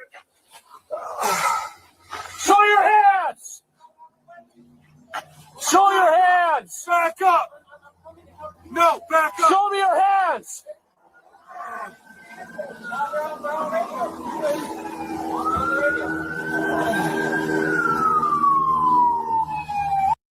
Right there. So that guy got hit. That cop went flying because they didn't shoot fast enough. They didn't shoot right when she hit him, and when he, it could be he for all I know, but like backs it up and aims the vehicle. They didn't shoot fast enough, and look, that guy probably just got his pelvis entirely destroyed. Like, no, you don't. You don't get to, again. You don't get to do certain things and then choose the level of aggression you're going to be met with. You don't, because that can happen, and people are aware of that, and officers are aware of that, and they've had it, they've experienced it, they've seen it, they get the trainings, they see all the stuff. And that's one of the things I've heard as well. People going, "Oh, well, ISIS isn't trained for this." No, they're very well trained. It's just that the fact there's a mob of 10,000 people in Minneapolis marching right now because they're against them enforcing federal law. That's what it comes down to. And you know, I've thought about this quite a bit, and I looked at a lot of the stuff, and I watched a lot of stuff, and I eventually was just like, this is federal law, man. Like, it is what it is. Like, you have to like it, but you don't get to like cut off streets, impede investigations. You just don't get to do that. And to say that they're not trained is outrageous. No one's trained to deal with a mob of 10,000 people threatening to kill you every single day, vandalizing your vehicles, blowing them up. Like, I literally saw people using fireworks to explode these things, and like, what are we doing as a country? Like, this here is only turning up the temperature. Like, how about this? How about you protest? How about we come up with a better way? Because, by the way, it's been really inefficient too. Like, ICE has not been very efficient there. And you're going to notice that ICE is and across the entire nation, yet we don't see these shootings and stuff happening anywhere else besides Minneapolis. Why? Well, the reason why is because you have the state actually sanctioning this and saying it's okay, and nonviolence isn't the way to go. And they are literally encouraging people to do it. So you have radicals out there who are actually doing this. ICE is operating fine everywhere else with no problem. Now, they've not been very efficient. If you look at the numbers, like Bill Clinton was real hard on the border. And he shipped, I think it was like, what was it, 10, 12 million? Like, he got really like 12 million people or something. Like, it was really hard on the border. And by the way, so was Barack Obama. Like, this actually, it was a very normal Democrat thing to be hard on the border until like 5 minutes ago. I don't understand how this has suddenly become white supremacy, racism, and, you know, all this is evil nationalism. Like, no, that's always been a thing. Like, it's always been a thing. So anyway, it doesn't really make a whole lot of sense. But Trump's way here has clearly not been very effective. But of course, it's not going to be effective as well if you keep, you know, interfering like this. But that's neither here nor there. Now, I want to give you my my whole thing here on Pretti, because first and foremost, it is important that you recognize that he this is why, by the way, I waited. I'm going to tell you a little bit about my experience when I first watched the clip, because I heard it was an execution, and I was like, "Ooh, okay, let's go watch it." It's not, you know, it's not outside the realm of possibility. Like I said, there's a shooting back where I was from that was very clearly more of an execution. Like, literally had him already down, like gun on the back of the head, and just pulled the trigger. Like, it was bad. And you know, he chased the guy, and then when he tackled him, he like wrestled him a few minutes, and then just a bang. Like, just, jeez, like, that's not what that means. Should be. So I watched it, and I was actually confused more than anything. I watched it from multiple angles because I was like, what the heck happened? Because it seemed like the shot like escalated so fast. But there's like there was a shot, and then kind of like more wrestling around, and then more shots, and then finally he died, and they killed him. And I was like, what happened? And then, you know, I saw a clip afterwards. Where's the gun? Where's the gun? And like, I clearly saw the clip of the guy being disarmed. And I was like, what all happened here? And this is why it's always important. You don't have to have an opinion on everything right away. I should make sure I mention that. You do not need an opinion right away. Again, back to the don't be a headline culture guy. As soon as you hear the headline, you instantly pick a side. Don't do that. Okay. Just be objective and just see what happens as far as evidence is concerned, because more things have slowly come out. And one is, of course, the fact that Alex Pretti did break a rib the week prior, while having like actual confrontation with federal officers before. Additionally, it's important that we know that there is some other things going on. So let's pull this up real quick. So we have the altercation here. And I'm not going to show you every single clip from this because I think everyone's seen it, but I really hope this doesn't get me too flagged. So, okay, you'll notice. So now, if you watch the one prior to this, this ICE agent was actually pursuing this woman for a minute because moments prior, this woman and Alex himself and all these others were again in the middle of the road, like interfering. Now, people who are on, like, some Republicans have made some really poor argumentation here with like, well, he was carrying a gun at a protest. He shouldn't be carrying a gun at a protest. And meanwhile, those same people were okay when Kyle Rittenhouse was carrying out a protest. I'm going to say this. I have no problem with you carrying a gun at a protest. In fact, with how crazy protests get nowadays, you probably should carry a gun at a protest. Okay. But because of how crazy protests get nowadays, they're not really peaceful. So maybe you should just not go to a protest because you don't want to die. But because they're burning down buildings and all sorts of stuff anymore. So I would just avoid them. But I have no problem with people carrying guns at protests. I actually supported Kyle Rittenhouse because that's his right. He also shot pedophiles. So thank you. And his was fully self-defense. So they're not one-to-one as many people like to think. And also I have a picture of him. I can show you when the cop showed up. He had his hands up. He cooperated with the officers. He was arrested. He went through the due process, and he was exonerated because it was self-defense, and he was actually within his right to carry a gun. Now, I still of the opinion that 17-year-old Kyle Rittenhouse shouldn't be at a BLM riot where they're burning down the city. That's just not smart. Like a 17-year-old shouldn't be there. With a gun slung over his hip and scrubbing walls and stuff. It's like, what are we doing? No, you do not belong here. This place is crazy. The cops need to get this place under control. Then go help your community. Appreciate you trying to help, but you get the idea. I think a lot of people pretty much are agreed. Like, yeah, that probably wasn't the smartest move, but at the same time, it's not wrong for him to carry a weapon. I don't think it's wrong for anyone to carry a weapon. Nowadays, I think it's almost a necessary thing for young men and women to carry guns. But so it's not wrong that he had a gun. What was dumb was that this officer was clearly had it out for this woman, as because you saw her get in his face earlier. If you watch a longer clip, which I'm not going to pull it up, but you could tell there's some pursuit here between these two. And, we could just say that the ICE agents are maybe a little too aggressive. You could probably argue for that, maybe. But also, again, you don't know what it's like there every day. It's easy to judge that from this far out, but you don't know how much they're being pushed around and harassed every single day.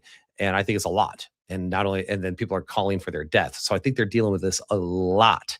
So they're going to be fed up, and that's okay. So the ICE agent pushes her, and now look, he's instantly put himself in between her and him. Do not ever put yourself between law enforcement and somebody that they are bringing it. Like, he's probably arresting her right here. That's probably the plan. Or he's telling her to get the heck out of the street because you're bugging the world, right?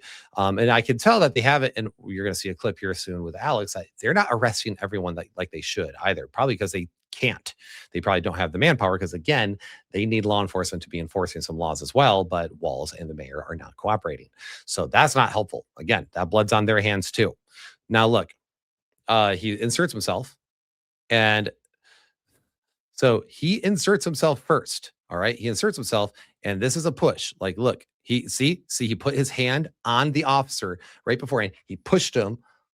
Well, now you just got aggressive with an officer. And again, he doesn't know if you're coming in to punch him, you're coming in to shank him, you're coming in to shoot him. And so you get pepper sprayed. Like, we'll play stupid games, you win stupid prizes. Look, so see this? He grabs the officer, he pushes him off, gets sprayed, and then he just records, right? He's recording. All right. Again, not the best way to go about this. All right. So not the way you want to do it. And then grabs Alex. The officer grabs Alex. And all right, they're kind of course, grabbing each other here. And now people actually start grabbing into the ground. I think everyone's familiar with this footage, but it's important that we see that. Okay, now we're resisting arrest. Now we're just fighting and scrambling. And by the way, it's very normal for that to take like 5 to 6 people to hold down a grown person who's fighting, because you're not allowed to like shoot him and tase. You know what I mean? Like, you're trying to restrain them. So this is pretty normal. And this is where I was confused because I kept watching this closer and closer and just kept trying to figure it out. But it's just an amalgamation of bodies. But there's a really important detail. So look, he's fighting. All right, they take his hat. He's still fighting. I said, this is, by the way, when you go boneless, like hands up, just go boneless and let them put your hands behind the back and let them arrest you. Do not fight.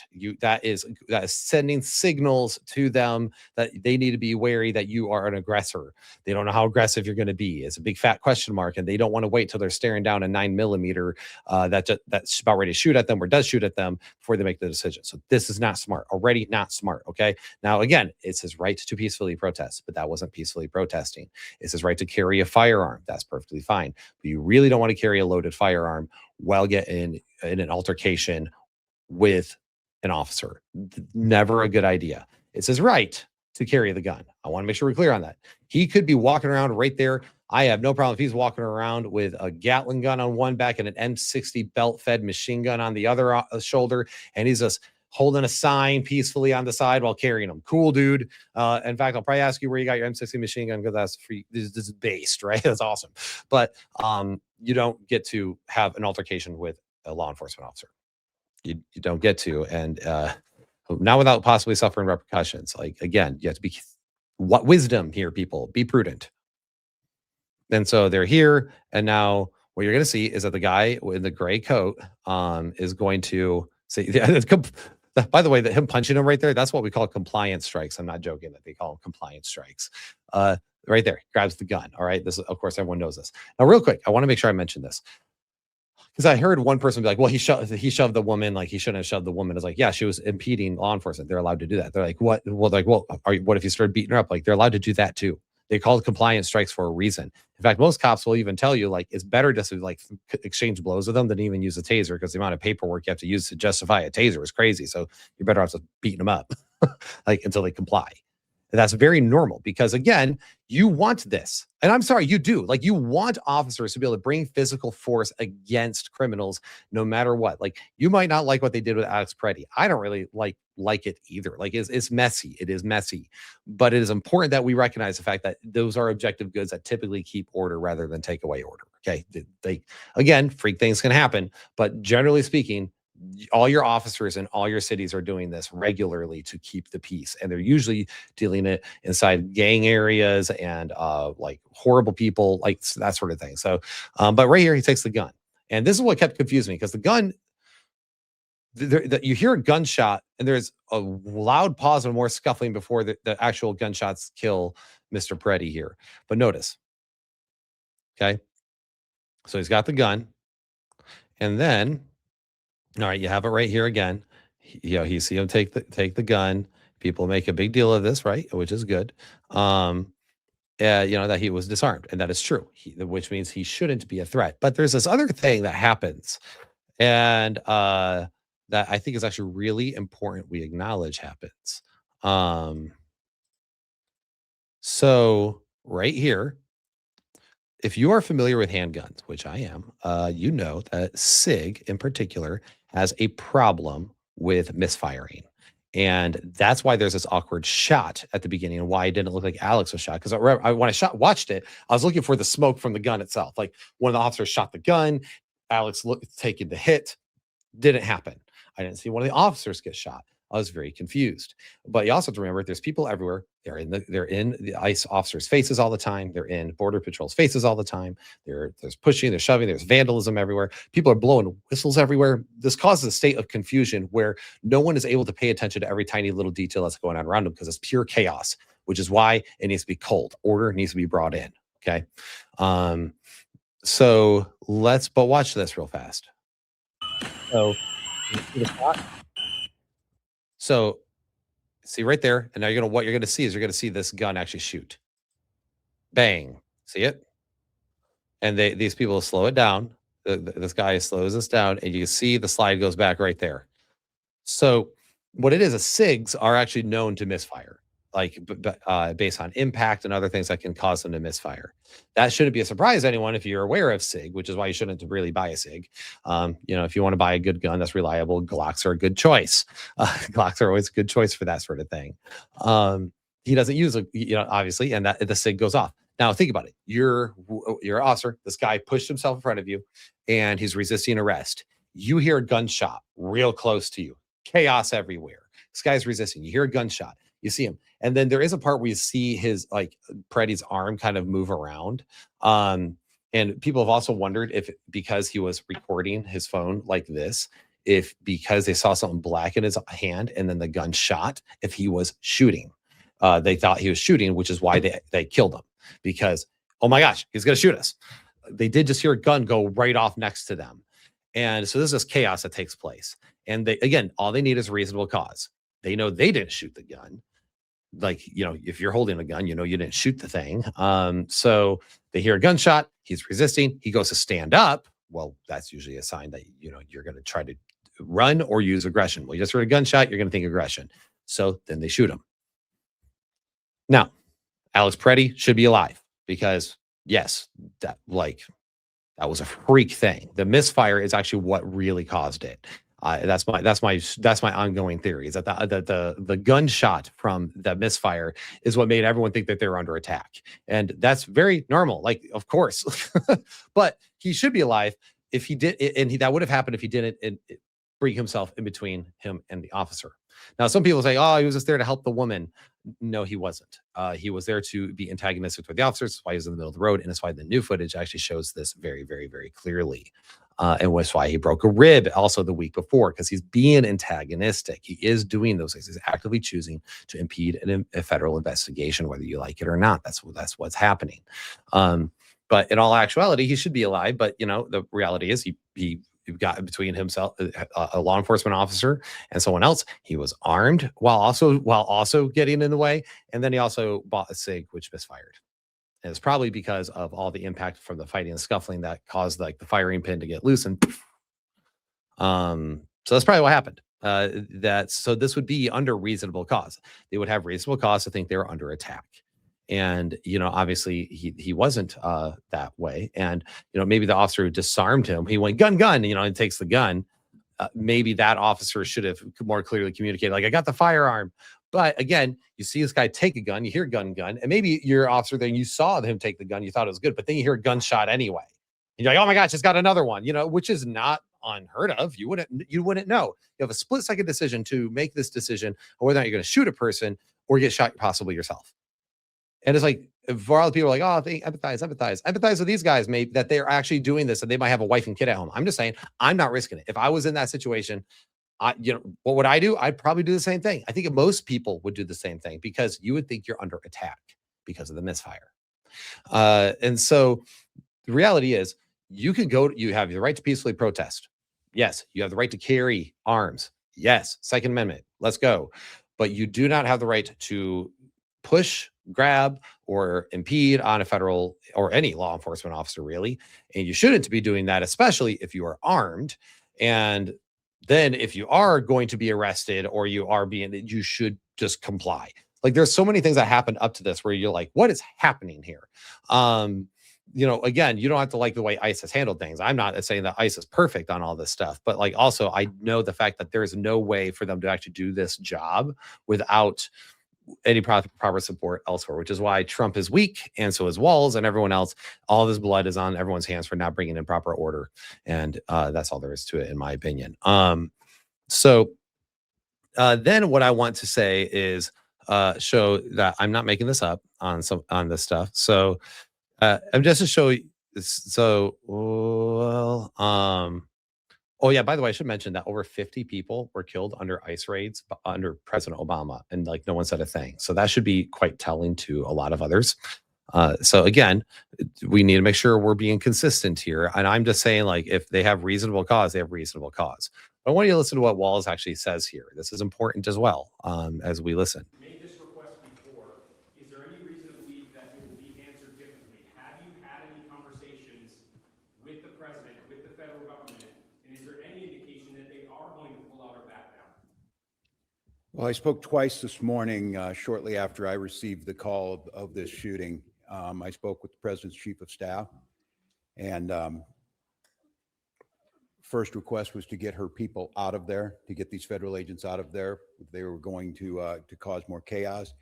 And second call is, with no uncertain terms, that we will investigate this. We will not be stonewalled. What we've already seen, and you saw it this morning, before any investigation is done, you have the most powerful people in the federal government spinning stories and putting up pictures, and unrelated people who we don't know anything about, and a picture of a firearm to try and spin a narrative. And I ask Americans, this will end when enough Americans say this will end. Do I have any confidence Donald Trump will do the right thing? No, I don't have a lot of confidence Donald Trump will do the right thing.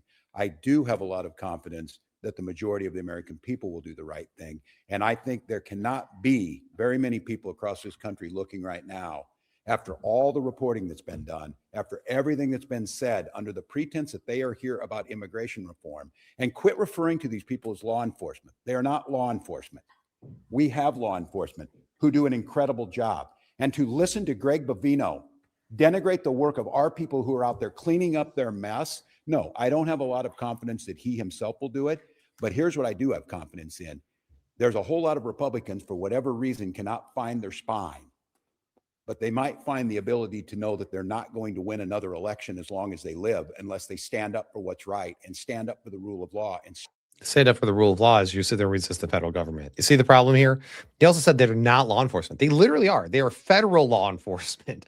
And it's like, so when you're telling your people that they're not law enforcement, that's not good. You're literally undercutting the federal authority. That's not good for anything. And then you also have like a clip like this of him. Check this out.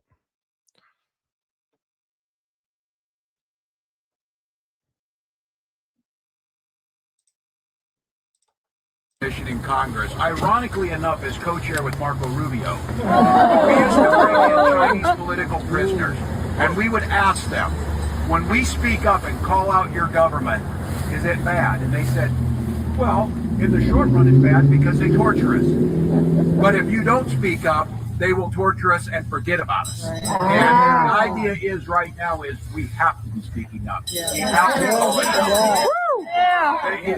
You are doing everything, and our neighbors are doing everything. And I can't stress enough on this. We're winning it because we're doing it with Minnesota grit, Minnesota humor, Minnesota decency. Oftentimes talk about this, and I know people are discussing this a lot. I spent a lot of time with John Lewis on nonviolent resistance. The resistance matters. We're not telling people to be silent, but we're not telling people to go out and cause problems. We're going to cause good trouble. So you're encouraging people to cause trouble. People point out like the non-violent resistance is not the way to go. Like you see what you're doing here. Like you are telling people actively to be out there. You're wanting radicals to be out there. You're going to be this is going to cause problems. Like I don't see how people don't get it. And then like again, he also said, I want everyone to get in the face of ICE agents and resist them. He also said that like he's like, oh, you know, I want these agents out here. They're going to cause chaos. What also causes chaos is you refusing to let your law enforcement go out there and enforce it. You encouraging it. You like saying you should go out there and get in their face. Like you're a part of the problem, bro. Like accountability here is important. That's why the Insurrection Act, as soon as they started doing that, it should have just been done. All right, we're done. Like we're gonna bring law and order, and that's all that should have happened. But I mean, like, look at some of this other stuff here, and then we're gonna get to Trump's stupidity here in a moment too, because not only is the Insurrection Act, but Tim Walz is not wrong in the sense that there is a spin that happened with Trump and everyone else, because they posted it like, oh, I shouldn't be carrying this and all that. We'll talk about that here in a minute. All right, but I also want to show you how some of these other things have been going on with these protests, like. Somebody grabbed a flashbang grenade, guys. Like, so ICE out, the vandalized vehicle, blocking it off. This woman she apparently grabbed a flashbang grenade, grabbed it with her hands. And what do grenades do? They go boom. So you grabbed it with your hand, and then you hear this.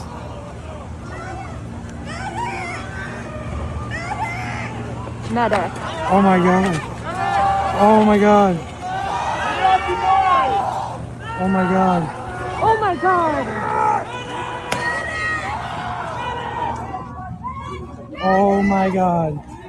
Sounds like there was a gunshot too. Did you hear that?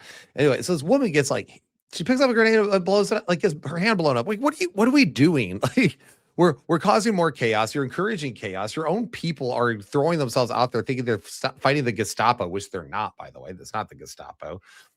Their job is to find illegal immigrants, or they are even prioritizing those who've committed terrible like felonies and stuff. So that's important to mention. I should also mention this real quick. Again, so that way everyone is aware that I'm not making it up. Take a look at this. When Kyle turned himself in, he actually did have his hands up, and he was going up to the officers and clearly surrendering himself over to law enforcement. That's smart. That's how you end up not dying. Like, I'm just being honest here. It's like that's how. Like, do I want it? It's an objective good, by the way, for law enforcement to do law enforcement things. If they did not have the ability to have reasonable cause to use lethal force or to use compliance strikes, we would have useless cops like what they have in the UK, where they're not even allowed to carry guns, and therefore people are getting away with rape and murder and all sorts of stuff right now over there. It's terrible, the culture that they're living in over the UK, as it's gone downhill more and more. So there you have that aspect of it, and then you have I think I want to end with Trump's stupidity, because it's just so dumb. So what I want to do is show you one other thing that you're seeing over there. So people are getting harassed who are taking their kids to, oh, that's what I forgot. There is one more thing I need to show you before I show you this. Because the new footage came out about new footage has come out regarding Alex Pretti, and it shows him absolutely fighting and vandalizing. He even tells a cop to like assault me, effing assault me. Like he literally wants to be like martyred or something for the cause. It's crazy. But he kicks in a tail light. He vandalizes federal property, and he should have been arrested at this moment, but he wasn't. And if he was arrested, he'd probably be alive to this day. So this is a failure on ICE's part to not arrest everyone who's committing vandalism. Everyone who commits vandalism should be met with extreme force, brought into justice right away, just done. It's like call the herd then beforehand. Like this is out of control. This needs to get under control, and it's the job of the federal government to make sure that the country is under control. Like your job is to protect the rights of the people and to make sure that things aren't burning down. Like that was my whole issue during 2020 when people burning down cities. Like, where's the government in this? Like, what are we doing? We're just letting the people do this. Like, this should be cold. Like it should be absolutely. We need to cull the herds, but nope. We keep letting chaos win because we are weak. That's what's happening.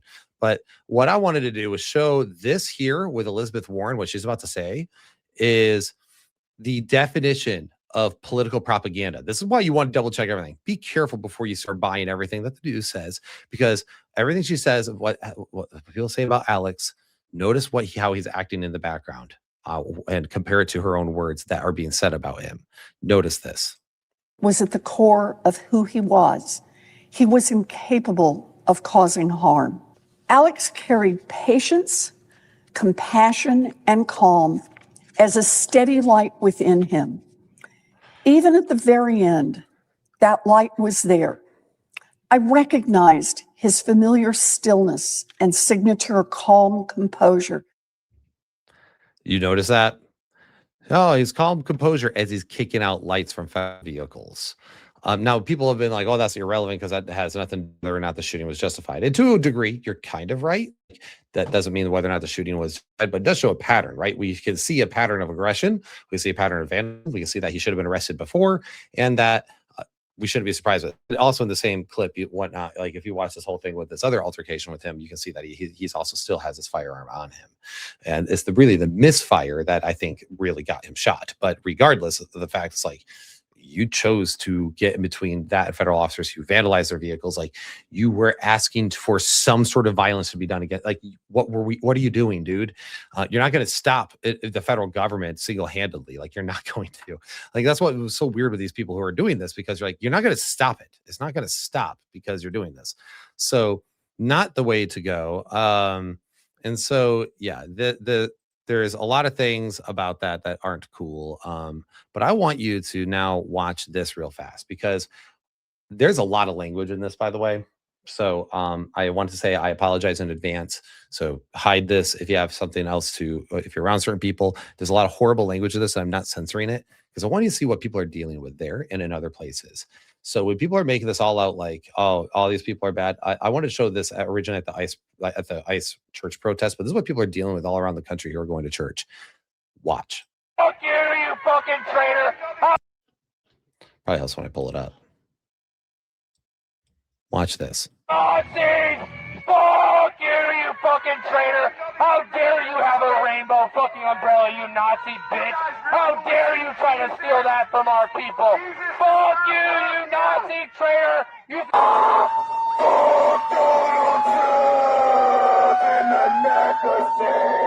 You indoctrinate these children so you can fucking rape them. Isn't that what it is, you fucking asshole? Is that what it fucking is, man? You think you're going to bring your kids here and we're going to spare you while you fucking support the bombing of children in Gaza? Notice how he's saying this in front of this guy with probably, what is that, a 5-year-old probably, and another little girl. He's saying this to a man saying, so you can grape them. What are we doing? This right here is harassment. This isn't free speech, by the way. This is harassment. I believe if you are harassing someone like this, you should also be able to be dropped. Like that dad should be able to whip around and drop you like a sack of potatoes, especially talking like that in front of a child. That's disgusting. You're harassing people going to church and doing this. That doesn't make you the good guy. You are the villain of the story. You're an evil person. And we need to stop saying that this isn't evil behavior. This is absolutely wicked behavior. It cannot be normalized. It needs to be shamed and shunned out of everything. This is not the way we behave. This is not American values. This is not family values. This is disgusting behavior, and it should never be tolerated. I am so done with this sort of thing. And I am tired of violence. I'm tired of the way people talk. What we should be able to have is a normal conversation. But when you have people who act this way all the time toward people, like that's the thing is if you actually look at political violence and you include 2020, the left far exceeds political violence over the right. And I'm not saying that the right doesn't do it. That's also wrong when they do it as well. But this sort of thing, dude, not okay. And do you think you're really going to help these people? Like, do you think they're going to actually be like, you know what, he's right? No, all you're doing is creating radicals right here. They're just trying to get their family to church and home, bro. And you're going to harass them like this. Now keep watching what he does. This is so disgusting. Look at these fucking Nazi little bitches. Goddamn, be smarter than your parents. Your parents are fucking Nazis. You're such a Nazi little bitch. What the fuck is wrong with you? Why do you think you can just destroy our nation? Why do you think you can bring back white supremacy? Why do you think you're better than everybody else? What the fuck is wrong with you assholes? Oh, it's funny, fucking Nazi piece of shit.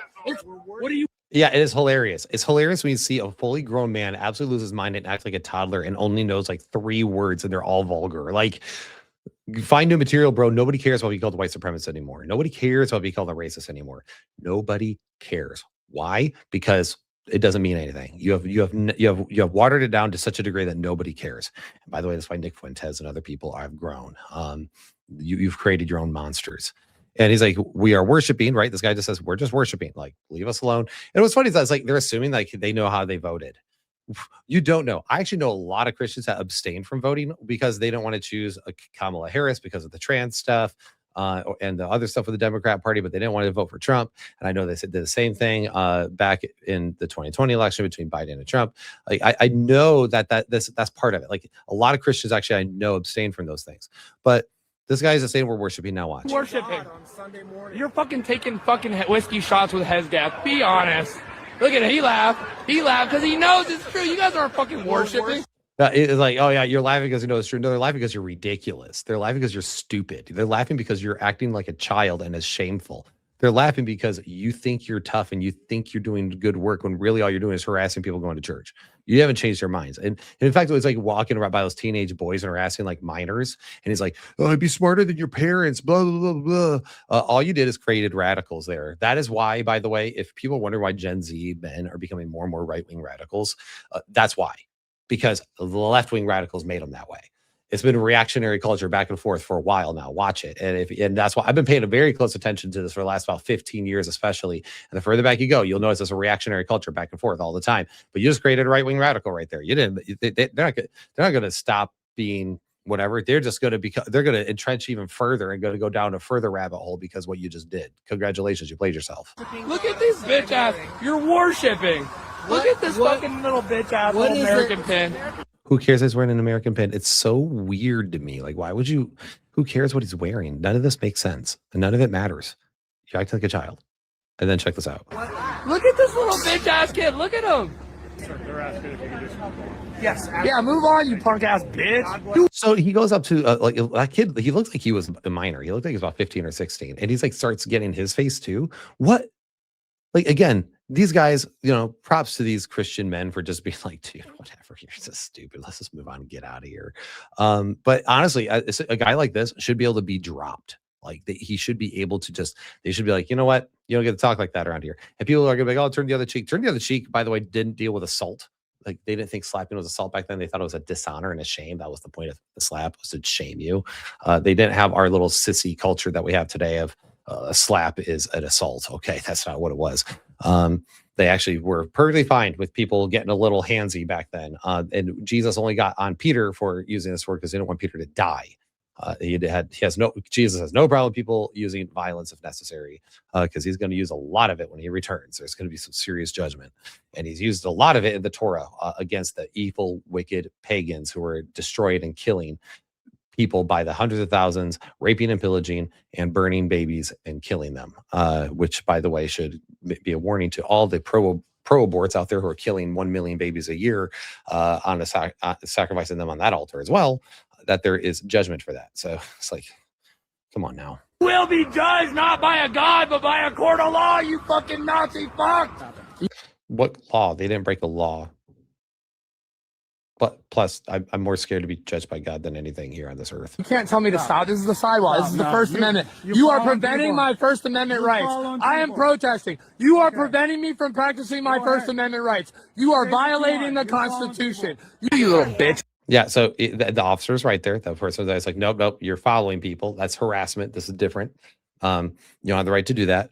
And so then he gets up, of course, he calls this other guy. He just gets in this guy's face for no reason. No, keep in mind, there's no intelligent conversation happening here. There's no actual points being made. It's just name calling. It's all ad hominem attacks. That's all it is. Dash, what's your fucking excuse? I'm not near him. You don't have to be that close. Look at this little bitch putting his hands on me. Little punk ass bitch. All right, what's your fucking excuse? Why do you fucking go to a church that preaches? No, we know. What about the nationalism? What about the Christian nationalism? Again, define that. No one knows how to define it. Do you mean that I vote my values? Okay, cool. Would you rather me vote for the values that you want me to, like the Welcome to Sojourner, all that they use? Okay, cool. Well, then if I get to vote one value, I get to vote all my values. Do you want to live in a Christian theocracy? No. Then what do you want from me? Do I not vote my values then? And just what about the Christian nationalism? What do you mean by that? Like, I don't even know what's being preached at this church, obviously, because it could be some crazy Christian nationalism, but it doesn't seem like it is. This guy seems like actually a pretty decent person, because the real Christian nationalists, I know the real crazy ones, the ones who actually wrote the books on Christian nationalism, they don't agree with the modern Republican Party either. They're far more authoritarian than that. So anyway. What is it about? Is that all you got to say? No, what is it about? That's all you got to What say. is it about, asshole? I don't need to discuss See, you won't defend yourself because you're a punk ass little bitch fucking Nazi. Fuck you, you fucking Nazi fucking piece of shit. Shame on you. You think you're fucking superior than people? You ain't shit, bitch. You ain't fucking shit. Yeah, so you're acting real intelligent there. People are really going to listen to you, man. Thanks. So, yeah, all that to say, it's stupid. All this is just foolishness. It's foolishness. Is all it is. Now, the other thing I want to show real fast is a last clip of Trump, and then we'll go ahead and close this up. So, guys, I apologize. This has been such a long video, but there's so much to cover here, and it's necessary, I think. So, but Trump, of course, famously said some things about he shouldn't be carrying a gun and all this stuff. Well, that's dumb. And listen to what he said right here. Well, I haven't heard that, but certainly he shouldn't have been carrying a gun. But hey, look, bottom line, everybody in this room, we view that as a very unfortunate incident, okay? Everyone, unless you're a stupid person, very, very unfortunate incident. I don't like that he had a gun. I don't like that he had 2 fully loaded magazines. That's a lot of bad stuff. And despite that, I say that's a very unfortunate. And anyone licking the boot there going, oh, yeah, see, it is unfortunate. Oh, he shouldn't have carried a gun. That's why he deserved it. No, that's not the problem. He has the right to carry a gun. He has the right to bear arms. This is stupid. Those are very bad things. No, having 2 fully loaded magazine and a gun is awesome. Like, those are good things, and that's how you defend yourself, and that's okay. If you're going to be in the city at all, you probably should be carrying a weapon, preferably a powerful one that's going to actually stop somebody. So if you're going to go to a protest, especially how things are nowadays, it's probably not bad to carry a gun. What was dumb was interfering with a law enforcement officer again after having your rib broken, after having an altercation before, and doing that while having a loaded weapon, and then not cooperating and resisting arrest. That was where it got out of control. And so there's nothing wrong with him carrying a gun. Anyone who's saying that is no. I'm sorry. Principles first. He has a right to free speech. He has the right to peacefully protest. We have the right to carry and bear arms, and that's all there is to it. So that's my general take on all of this right now. These are both shootings seem to be under what we call reasonable cause. Now, granted, I have the right to change my mind on that if more evidence comes forward. But based on the evidence I have available to me, I have to go, it's not like I want people to be gunned down, but it's all at the same time, I want police officers to be able to do their job. And I would rather them go home safe than not. So that's my general take on this. Now, the question is, I've gotten a few times, is how do you pastor people through this stuff? And the biggest thing is like telling people it's okay to disagree. Let's talk about it. Let's talk about the details of it. And we can talk about it objectively and kindly with each other and disagree even on it. And tell people also to like, hey, whoa, when you see a headline, don't buy it right away. Wait till evidence comes out. Don't talk about this right away. Don't fight everyone on it right away. Take time. Take time to get to know that what really happened. Let's see what other evidence comes up, because you might think it's cool and then it's not cool, right? And if something comes out that clearly shows that that's not the case, or it could be the opposite, which is you think it was wrong and then later on you find out actually it was right, or within reasonable cause. All of these things. Don't do that. Like, and don't be a shill for your political side either. Like, like I said, I'm a conservative person. So the reason why I don't like Trump is he's too liberal for me. That's one of my biggest issues with the whole Republican Party as a whole, is they're useless in everything. Like, you don't have to like the Democrats, but the Democrats actually pursue what they say they're going to do. Like, like Obama wanted to bring in Obamacare. He actually did it. Like whether you think it was a good thing or not, he at least followed through with his agenda. A lot of this stuff, like, they don't quite follow through their agendas half the time, and that's really, really, really infuriating. So it's like, as a conservative person, I don't see my conservative values there. I don't see and people also don't like how the left wants to have, like, socialized medicine or whatever. And I'm like, cool, I'd rather have a free market healthcare system. But what I also see is the right literally doing nothing on that sort of thing. So the Republicans don't really do jack. So yeah, that's the problem. That's why I can't be MAGA. That's why I can't be a Democrat, because the Democrat Party with the trans stuff and everything too. Like I can't get on that as a Christian, and I can't get on board with half the stuff the Republicans do. But as of right now, with this whole thing, it's like, well, they are enforcing federal law. You do not have the right to infringe upon someone's worship. You don't get to do that. In fact, it was funny. I was in the airport on our way back from Albania, and they had a chapel. I went in the chapel just because I had like an hour to kill and wanted to check out the chapel. And they had like Jewish books, Christian book, and they had the Quran and a few others. And there was actually Muslims in the room doing their prayers at the time. And you know what I did? Peacefully walked past them, and I read the Bible, and I walked out. And do I think Islam is horrible? Yes. Do I think it's the worst religion on the planet? Probably. But do I have the right in the United States of America to infringe upon their worship there? No, I don't. And so I don't. So you don't have the right to do that. You have to comply with law enforcement. And if you don't, you're breaking the law. And if you come here illegally, you've broken the law. And yes, the system is broken. Same with the medical system. A lot of systems are broken and we need to fix it. But I promise you, no one's going to, because our government just sucks. So until there's something that actually changes there, that's going to just be the reality of it. But this is my current take on it. Guys, you can still disagree. And I'm going to encourage you this. Do not make politics your identity. Do not let this control you or divide you. Instead, how about you focus on your community, focus on your family, focus on the things that you can change, which are those around you, and the impact you can have here. You can have opinions on some of this stuff, but this stuff gets so out of control so fast that it's not worth it. And it's not worth getting all worked up over, because again, something is going to happen in 2 more days, and then it's going to require all your attention, because everyone cares about these shootings, right? But no one cares about all the dozens of people who were probably killed last night in Chicago. I get really tired of the selective outrage that everyone needs an opinion on, and that if you're on the wrong side of this opinion, suddenly it's a problem. We need to stop with all that. So if people are just, and I'll say this real fast too, as a pastoral note, find other hobbies besides politics. Right now, we're so politicized. In fact, like my middle school kids are asking me political questions. I never asked political questions, but it's now gotten trickled down all the way to middle school, or middle school is supposed to be having like that pressure to have an opinion on everything is right there. Find fun things to do. Find good things that are just more fun that you can engage in, because that's really, life is going to happen, and you can't change all these things, but you can have fun. You can have friends, and you can disagree with your friends. You can have conversations with your friends about all this stuff, and talk like a normal person. Like, yeah, what about this? Yeah, that sucked. And, I saw that. Oh, I see you have a point there. And just be a human being about it, and don't hate each other. Like, let's do that.